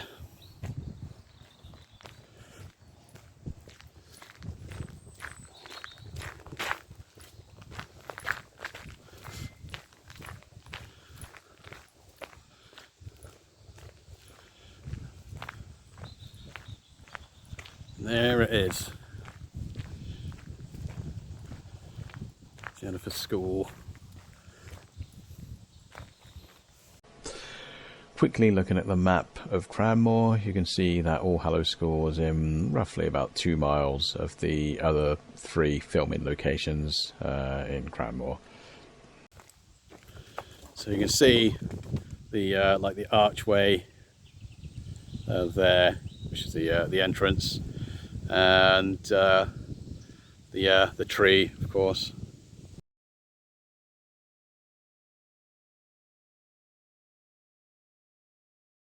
Probably the most defining feature. I think that's an elm tree. Bet my life on it. But yeah, so let's get a bit closer. Okay, so this is a recognisable shot. The driveway, obviously the tree, which for some reason reminds me of a sugar puff. That bit in the middle, don't know why. Yeah, so in the film, I think it's meant to be assumed that this is the driveway, because there's a fence against the tree that sort of comes back along this way. You don't really see anything else on the other side either way. So yeah, I think it's kind of assumed that this is the entrance way, I suppose. But if we pan around,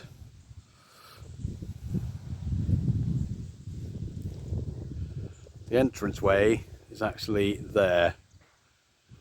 So it's actually quite a long drive till we get to the tree.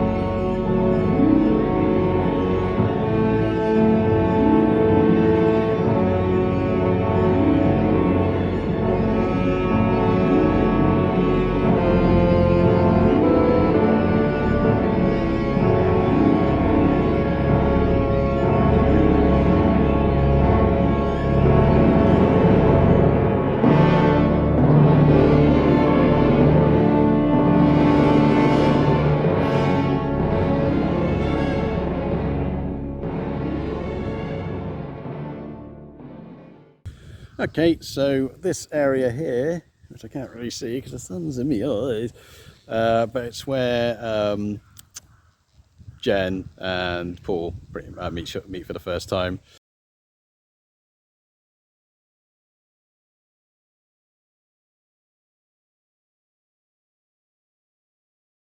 They come along here, introduce themselves, and then Jennifer walks off this way.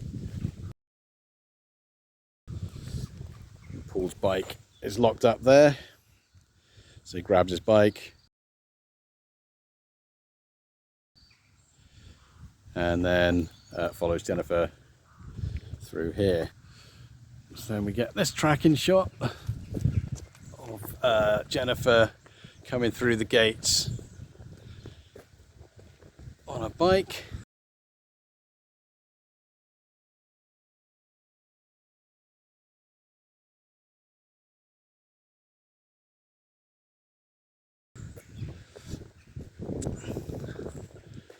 And Paul stops her kind of roughly, I don't know, here I suppose, and tells her that Sir Simon murdered his wife, which Jennifer doesn't believe. And then so they go off to the graveyard to check it out. So it's roughly this zone where Jennifer meets Paul, in this little zone here. So let's get a stand there, shall we? And then yeah, they go out this way.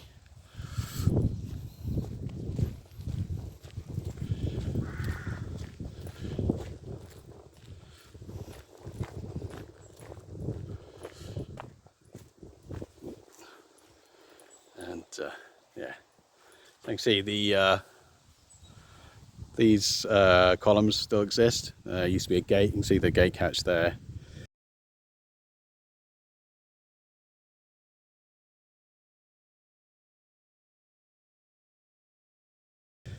That's no longer there. Used to be a white gate across here. Gone, and obviously one on the other side with the toys. Yeah. So that's cool.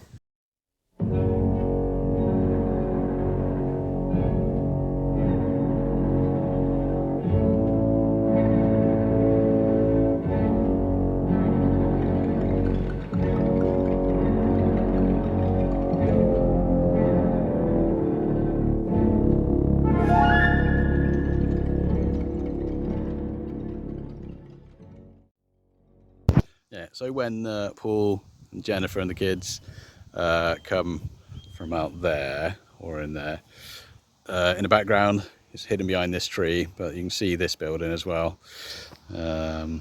So, yeah.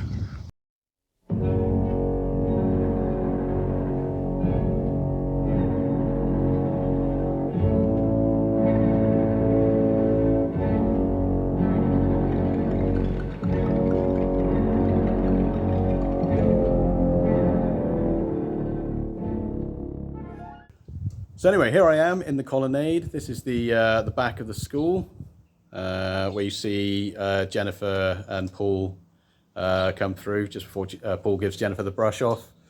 So yeah, really, really chuffed to have been allowed to film here. You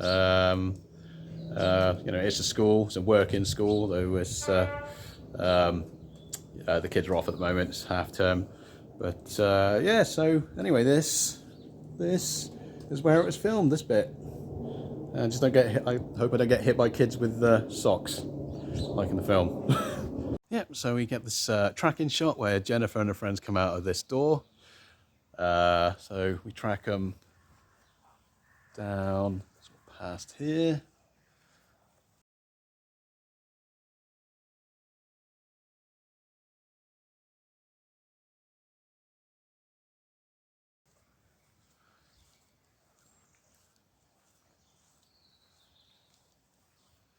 And then we come to here, and this is where the bench is with Paul on it and his racing bike, which were trendy. Seats are like a razor blade.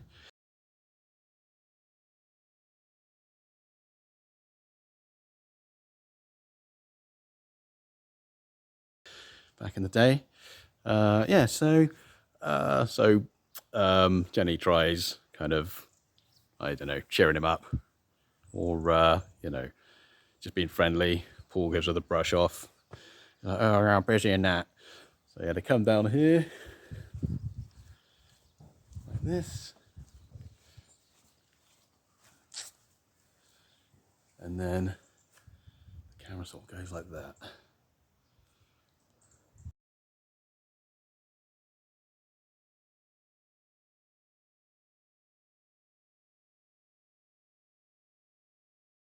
Okay, so we then get this shot of Paul stroppily coming down here with his racer.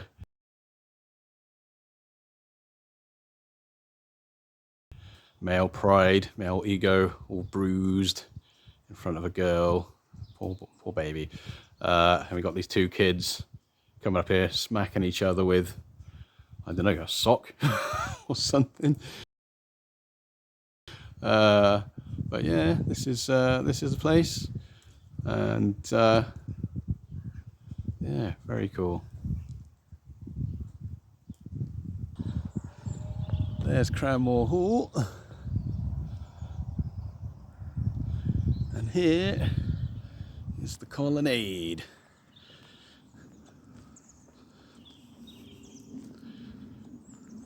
So yeah, and this scene starts with Jennifer coming out there, then she comes out to about here.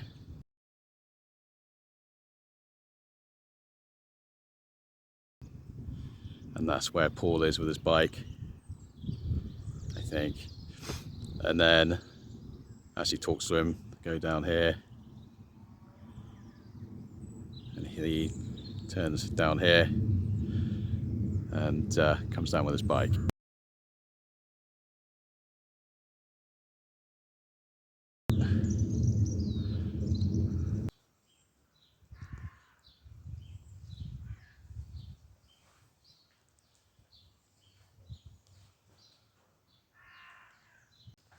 Okay, so this is the door that Jenny and her friends and the other school kids come out of. And then we track round. I think they come down here.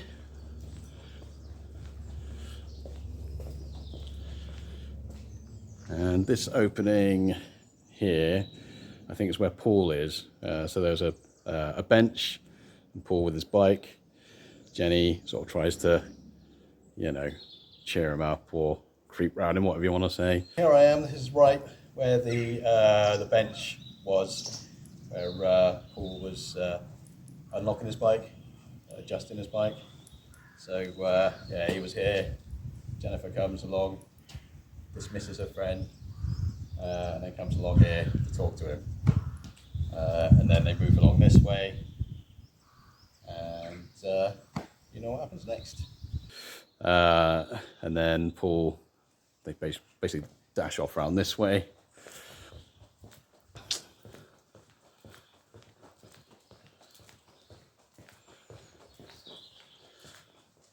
And then Paul basically makes a hasty retreat down here. And that's that scene, really.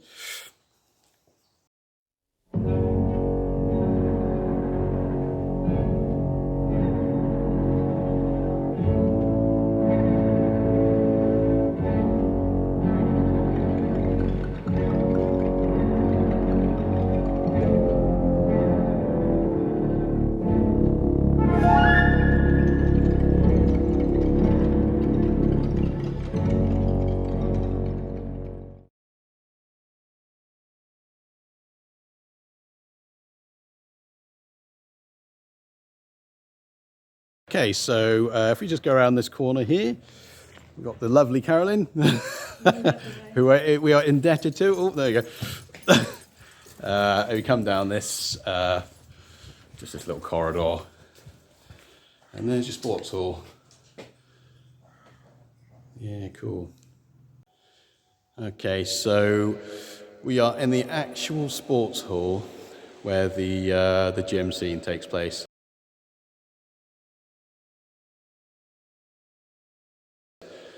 So I'm trying to figure out, I think Jennifer is kind of parallel with that line there, over there.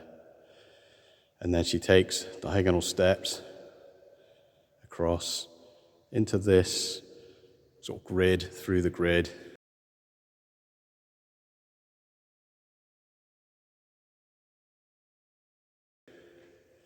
And then it tracks, and she comes to this door here.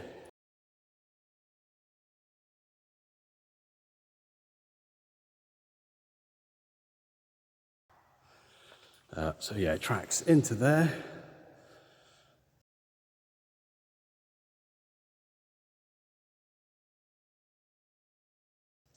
And then you see it's a bit more clogged up with what's supposed to be in here, which is sports equipment. And I've just seen a horse there, and I wonder if it's the one that she's sat on. I'm not sure, could be. Anyway, so yeah, she sits there. You see, look, all of the sports racking's gone here. And you've got this pipe in here now.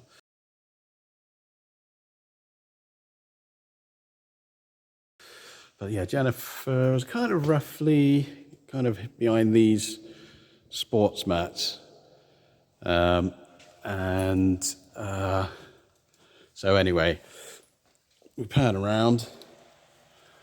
Paul's playing basketball there, not very well, getting the ball shoved at him. He comes into the door.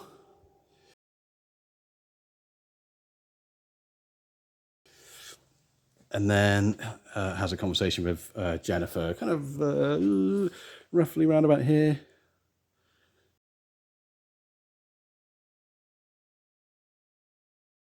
And then basically we get these doors, and then Paul leaves through this area.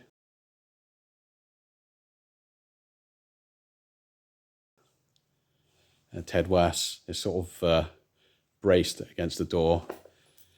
Then Jennifer comes along at this door.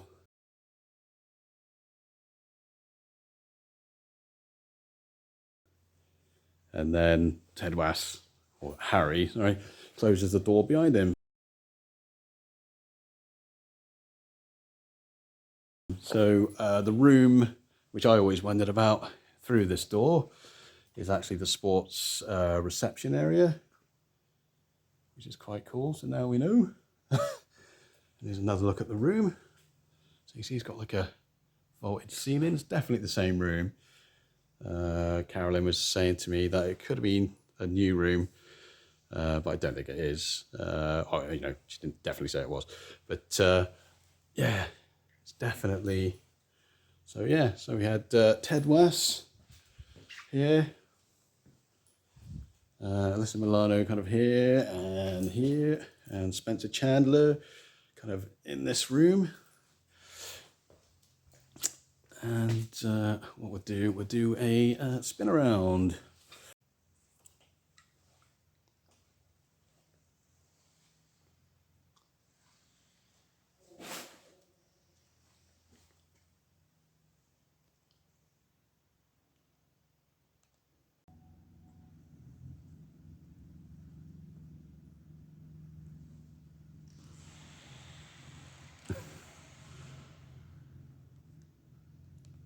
Just cotton wool.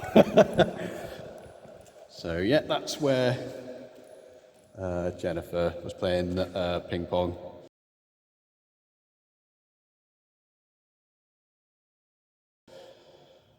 So yeah, absolutely amazing. There's a couple of footballs stuck up there. How'd they do that? Yeah, this is it. This is a sports hall. Okay, so I'm stood right in the target zone where Jennifer walks past to go into the sports closet. Yeah, so this is basically the sports hall, which I'm very privileged to be allowed to enter. I do say so myself. So, yeah, cool.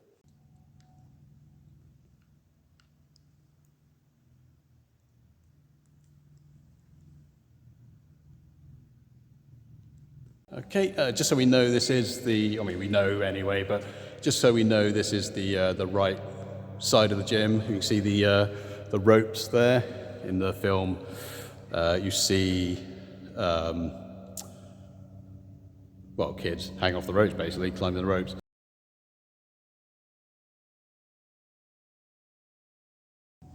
So yeah, this is the actual basketball hoop where Paul and the lads are playing.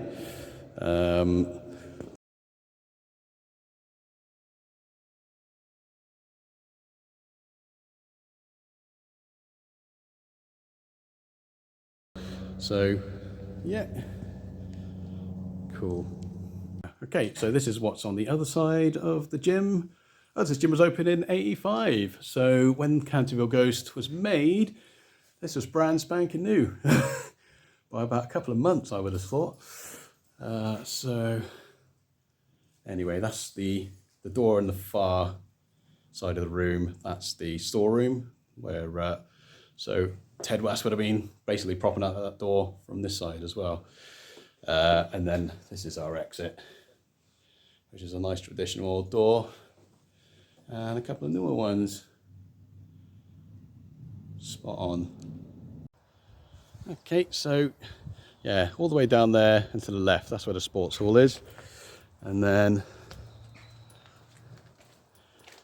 through here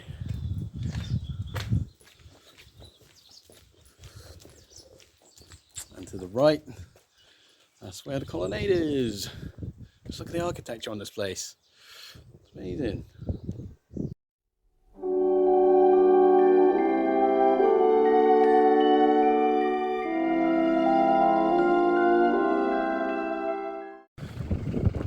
Okay, so we're off to find the bench that they used in the film.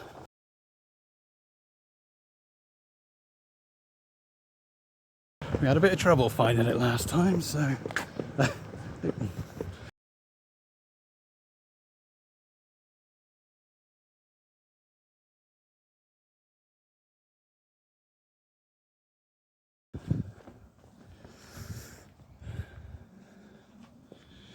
Right, so if you want to find the path, you find this lakeside path sign, and hopefully I'll find it right this time. So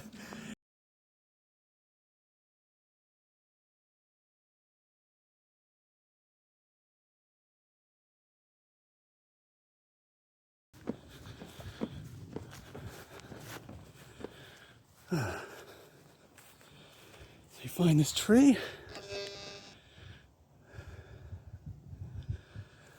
And this tree. And this is the tree that Sir Simon appears in front of when he terrorizes Paul.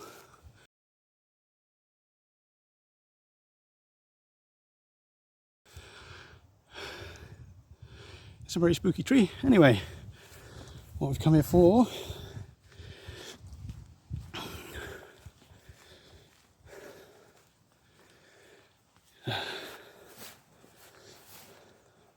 is the bench that was used in the film.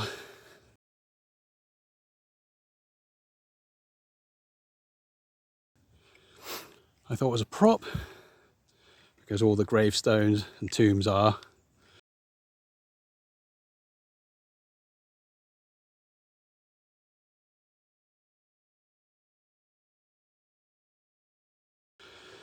You got a little bit broken there. Hope no one feels the need to nick it.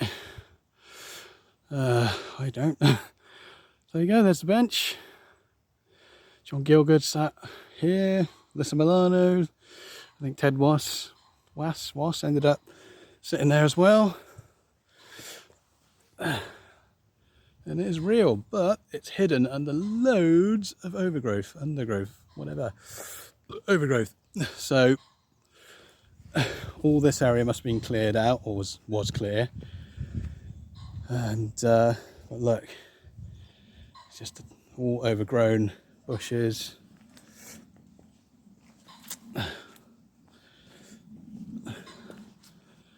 There's the castle, this sort of mud clod here. But look, absolutely overgrown. You'd never know that bench was in there. So just all that action would have happened around here. I think maybe like a square like across there.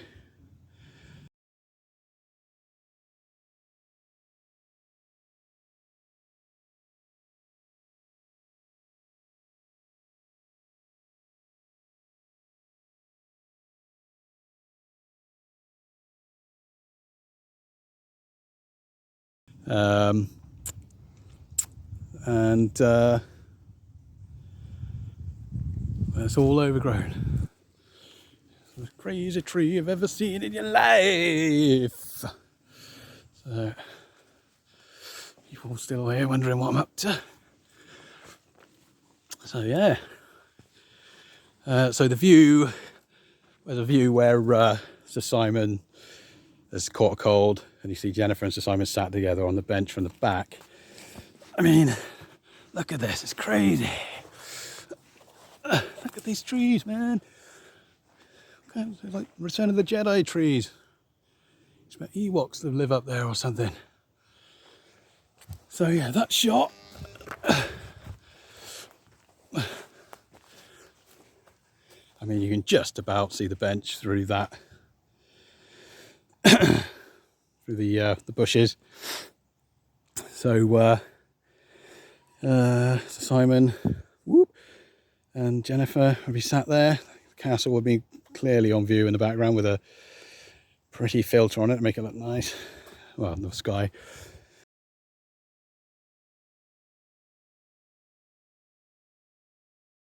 But yeah, all this, all the gravestones and the stone crosses.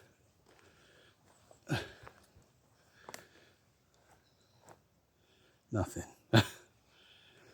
So there you go.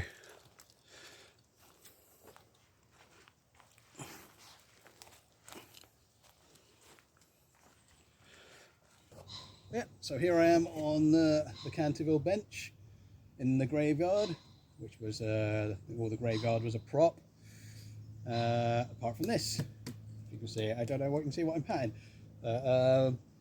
Yeah, it's right here. So yeah, John Gielgud sat here. Mr. Milano sat here. Ted Wast sat here. Andrea Marcovici. I think all here. And there's those mushrooms, toad sauce. That's nice, isn't it?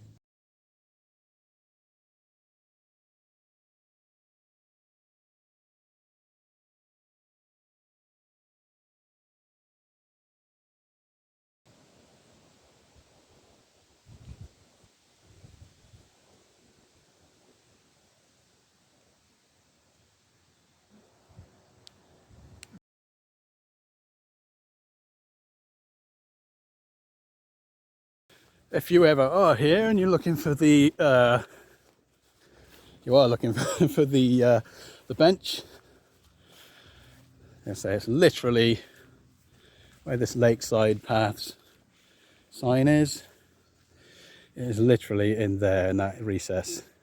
Yep, so over this shoulder, woo, that's the tree. That's where Sir Simon goes like, whoa, and all that. And then poor old Paul does he runs off, doesn't he? Frightened.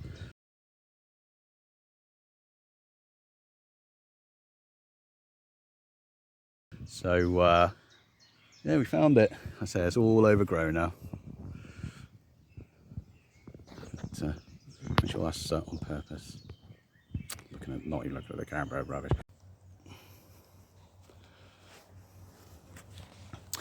Yeah, in the movie, this tree has got some weird, I don't know if it's like a camera,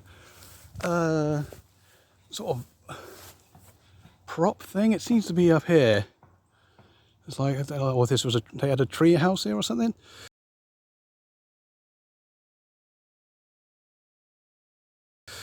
But yeah, around here there was definitely some sort of boarding put up, maybe some sort of support. I don't know. Let's have a look around them.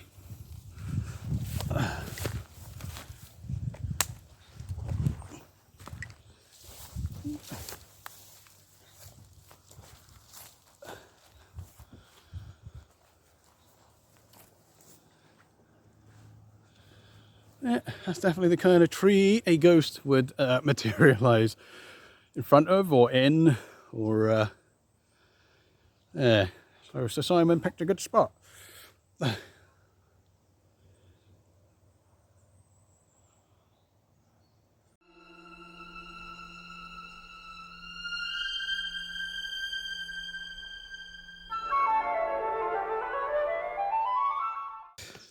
Okay, so I think I'd hazard a guess that this is the area where the four-poster bed is dumped in the water.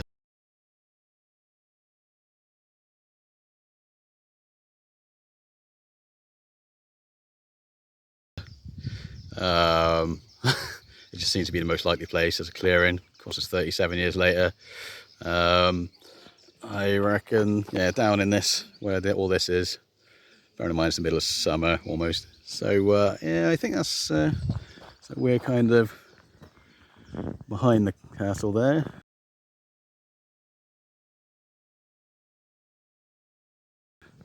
And yeah, I reckon they stuck it there basically.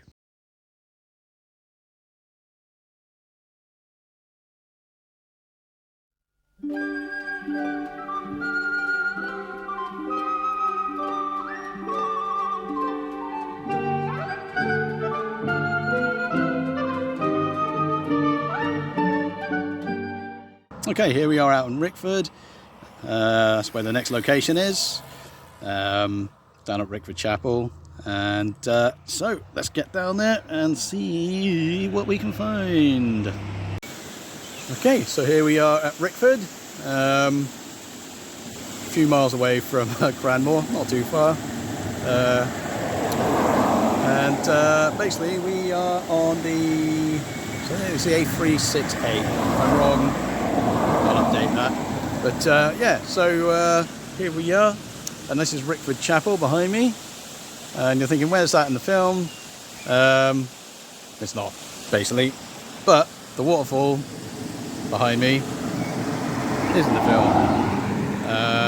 And that's basically when Harry, my face, when Harry and Jennifer basically drive back from the school to the castle, just before Jennifer tells Harry that Sir Simon wants to talk to Harry, etc, etc.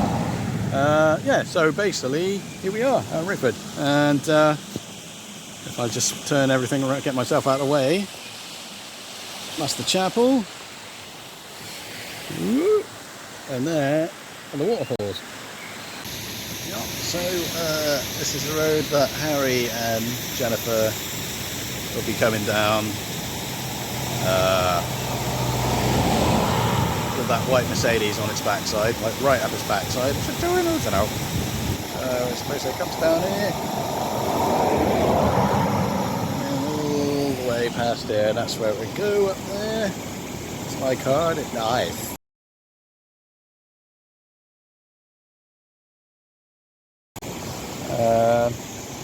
Yeah, so there you go. That's the waterfall from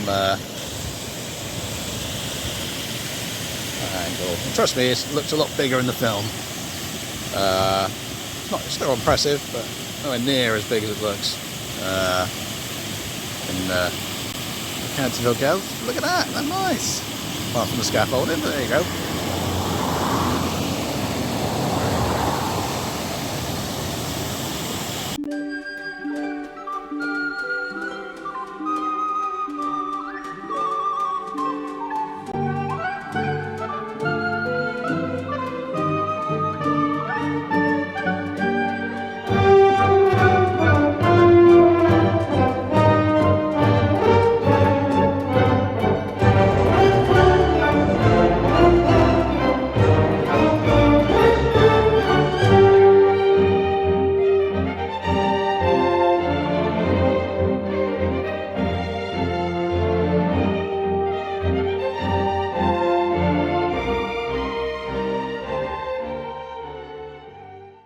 Okay, in another case of movie editing magic, the journey from All Hallows to Canterville is not really established, but in real life, Cranmore to Eastner via Rickford, which is the waterfall that we saw.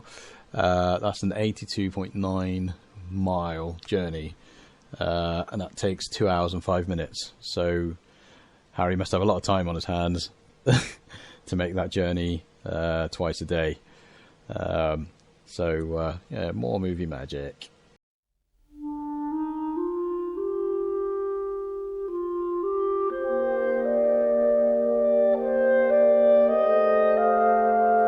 Okay, so our next location out at Eastnor, Ledbury. Well, it's not that. It's these. So you may remember the scene where Jennifer tells Harry that Sir Simon wants to talk to him, and that was filmed right about here. So I roughly estimate that the rover stops kind of about here on the grass. If you look, you can see the kind of curve of the, if I go down like that, of course, then Jennifer and Harry finish their conversation. The rover pulls off, goes past, if you can see it very well, this gate, the gate here.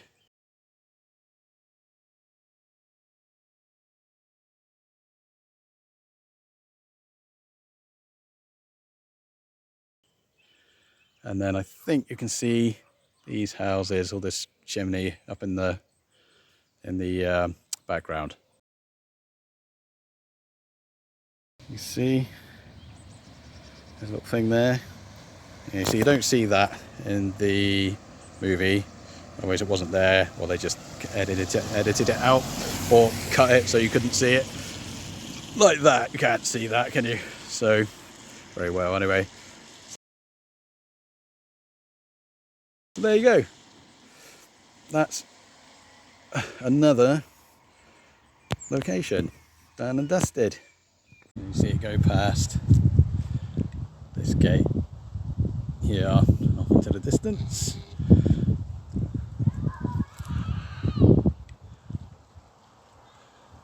And off down there.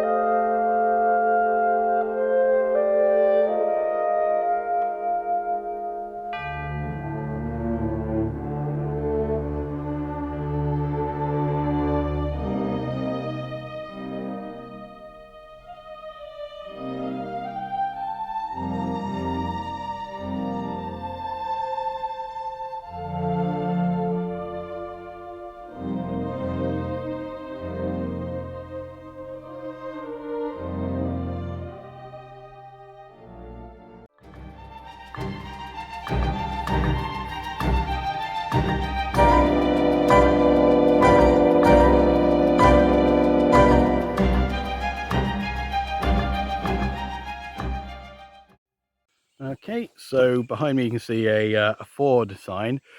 We're down Clencher's Mill Lane, still in Ledbury, or Eastnor, and basically this is a scene, two scenes that only appear in the UK cut, or definitely not the American cut of Canterville Ghost.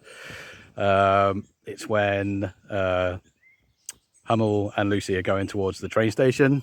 Where's my face? They're going towards the train station, and they basically pass through this Ford, and then when Harry is chasing Lucy to intercept her before she gets to the train station, he also passes through this this Ford. So let's go and have a look. The camera is probably set up here. Probably a wellies on, wise people. Whoa, slippery. So, yeah, about here, ish. Yeah, a bit further away than that. So, yeah, the Morris Oxford, and then the Rover comes down round here. Camera pans round, splash, and up, and then buggers off its way.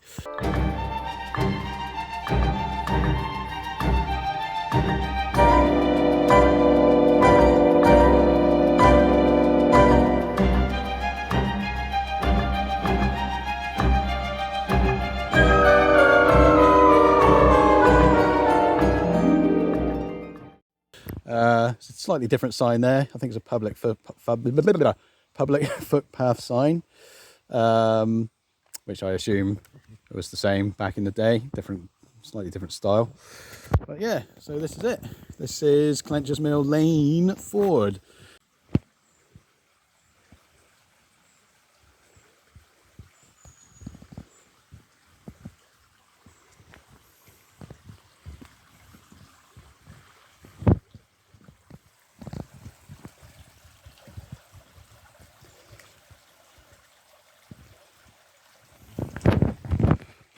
So it's this way to Canterville, and up round there is the way to the station. And let me tell you, he's got a long drive.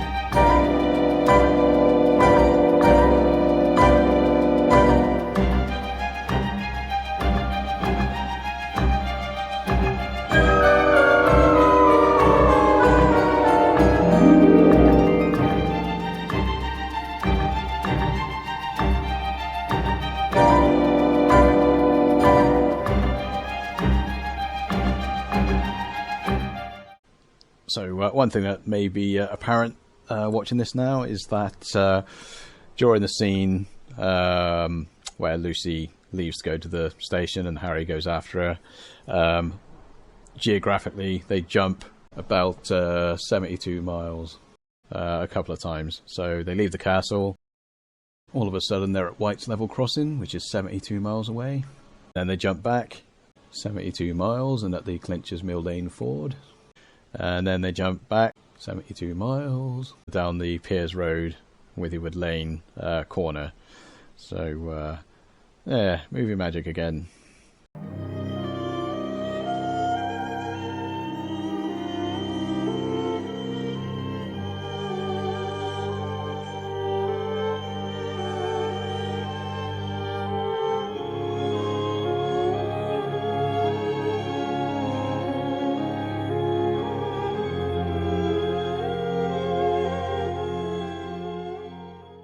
Okay, so we got the scene where Jennifer comes down here. She hears Mrs. Umney cry out.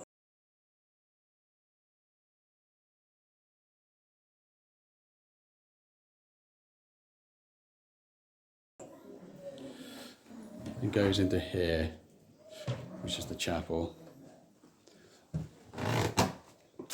Now in the film, there were pews here and not chairs. Okay, so we're actually upstairs. I always assumed that this was in the downstairs, like an annex. So when Jennifer comes in here, Mrs. Umney, I think, is tied up roughly here or here.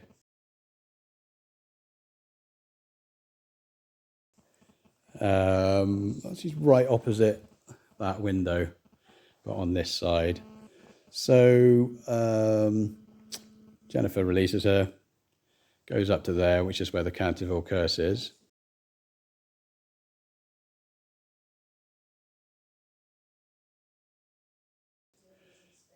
And then Sir Simon appears at this window, bows. Mrs. Umney runs off because she doesn't like Sir Simon. And then this is the window. I was hoping to get the angle, but like I said, we've got all ropes. We're going to respect the boundaries and that. But there's actually a ramp in one of the scenes, obviously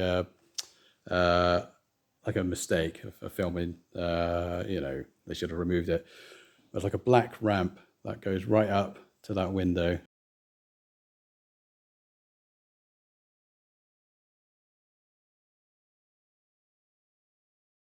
Probably said I don't tread on this box there. And then Sir Simon and Jennifer disappear through this window to go to the Garden of Death.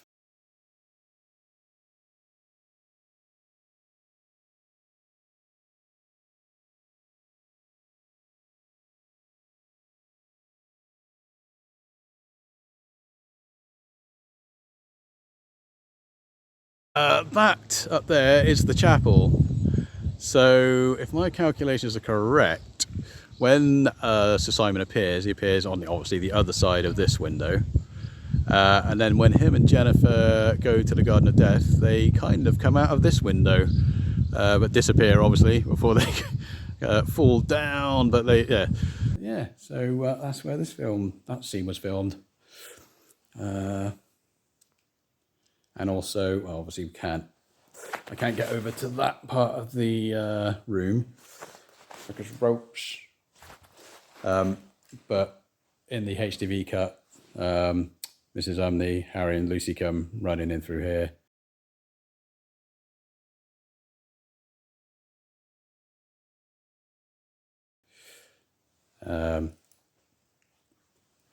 And they see that the room is empty.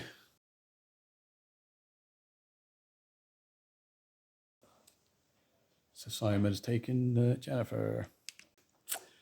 Cheery times.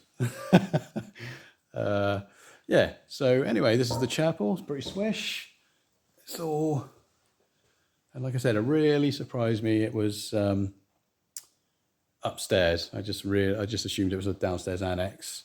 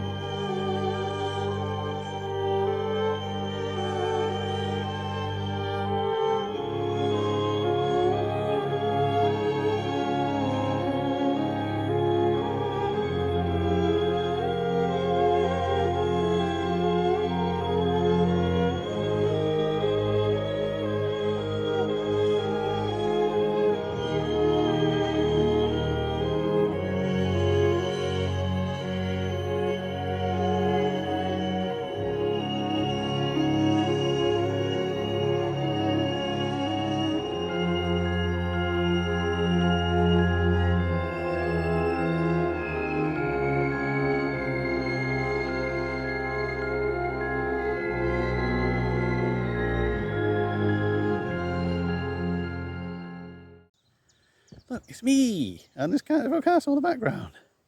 Reality. And that. That's it, Canterville Castle. You'll find Ted Wass, Andrea Marcovici, Alyssa Milano, Harold Innocent and Lila Kay. And their visitors, George, Hesketh, Gretchen and Caroline. Yeah. Pretty smart. Anyway, it's ta-ta from Canterville Castle. Look at it like that. It's ta-ta from Canterville Castle. Yeah, okay.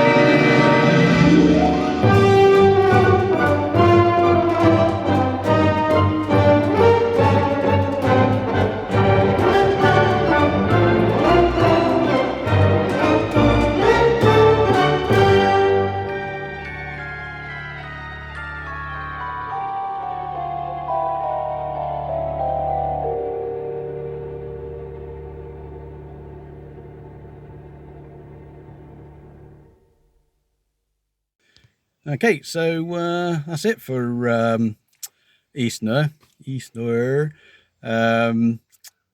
So yeah, about to drive home. I'm not looking forward to it. Stinky traffic and all that, and it's not even rush hour yet, but just coming up to it, so I'm going to catch all that. Hey. Yeah, so so I recommend coming out, to Easter. But yeah, so on my way home, and yeah, fun games. I'll see you when I go. Hooray!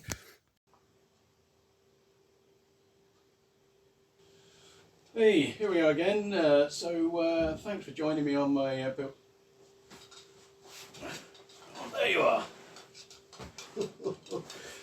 Yeah, thanks for joining me on my pilgrimage to Canterville.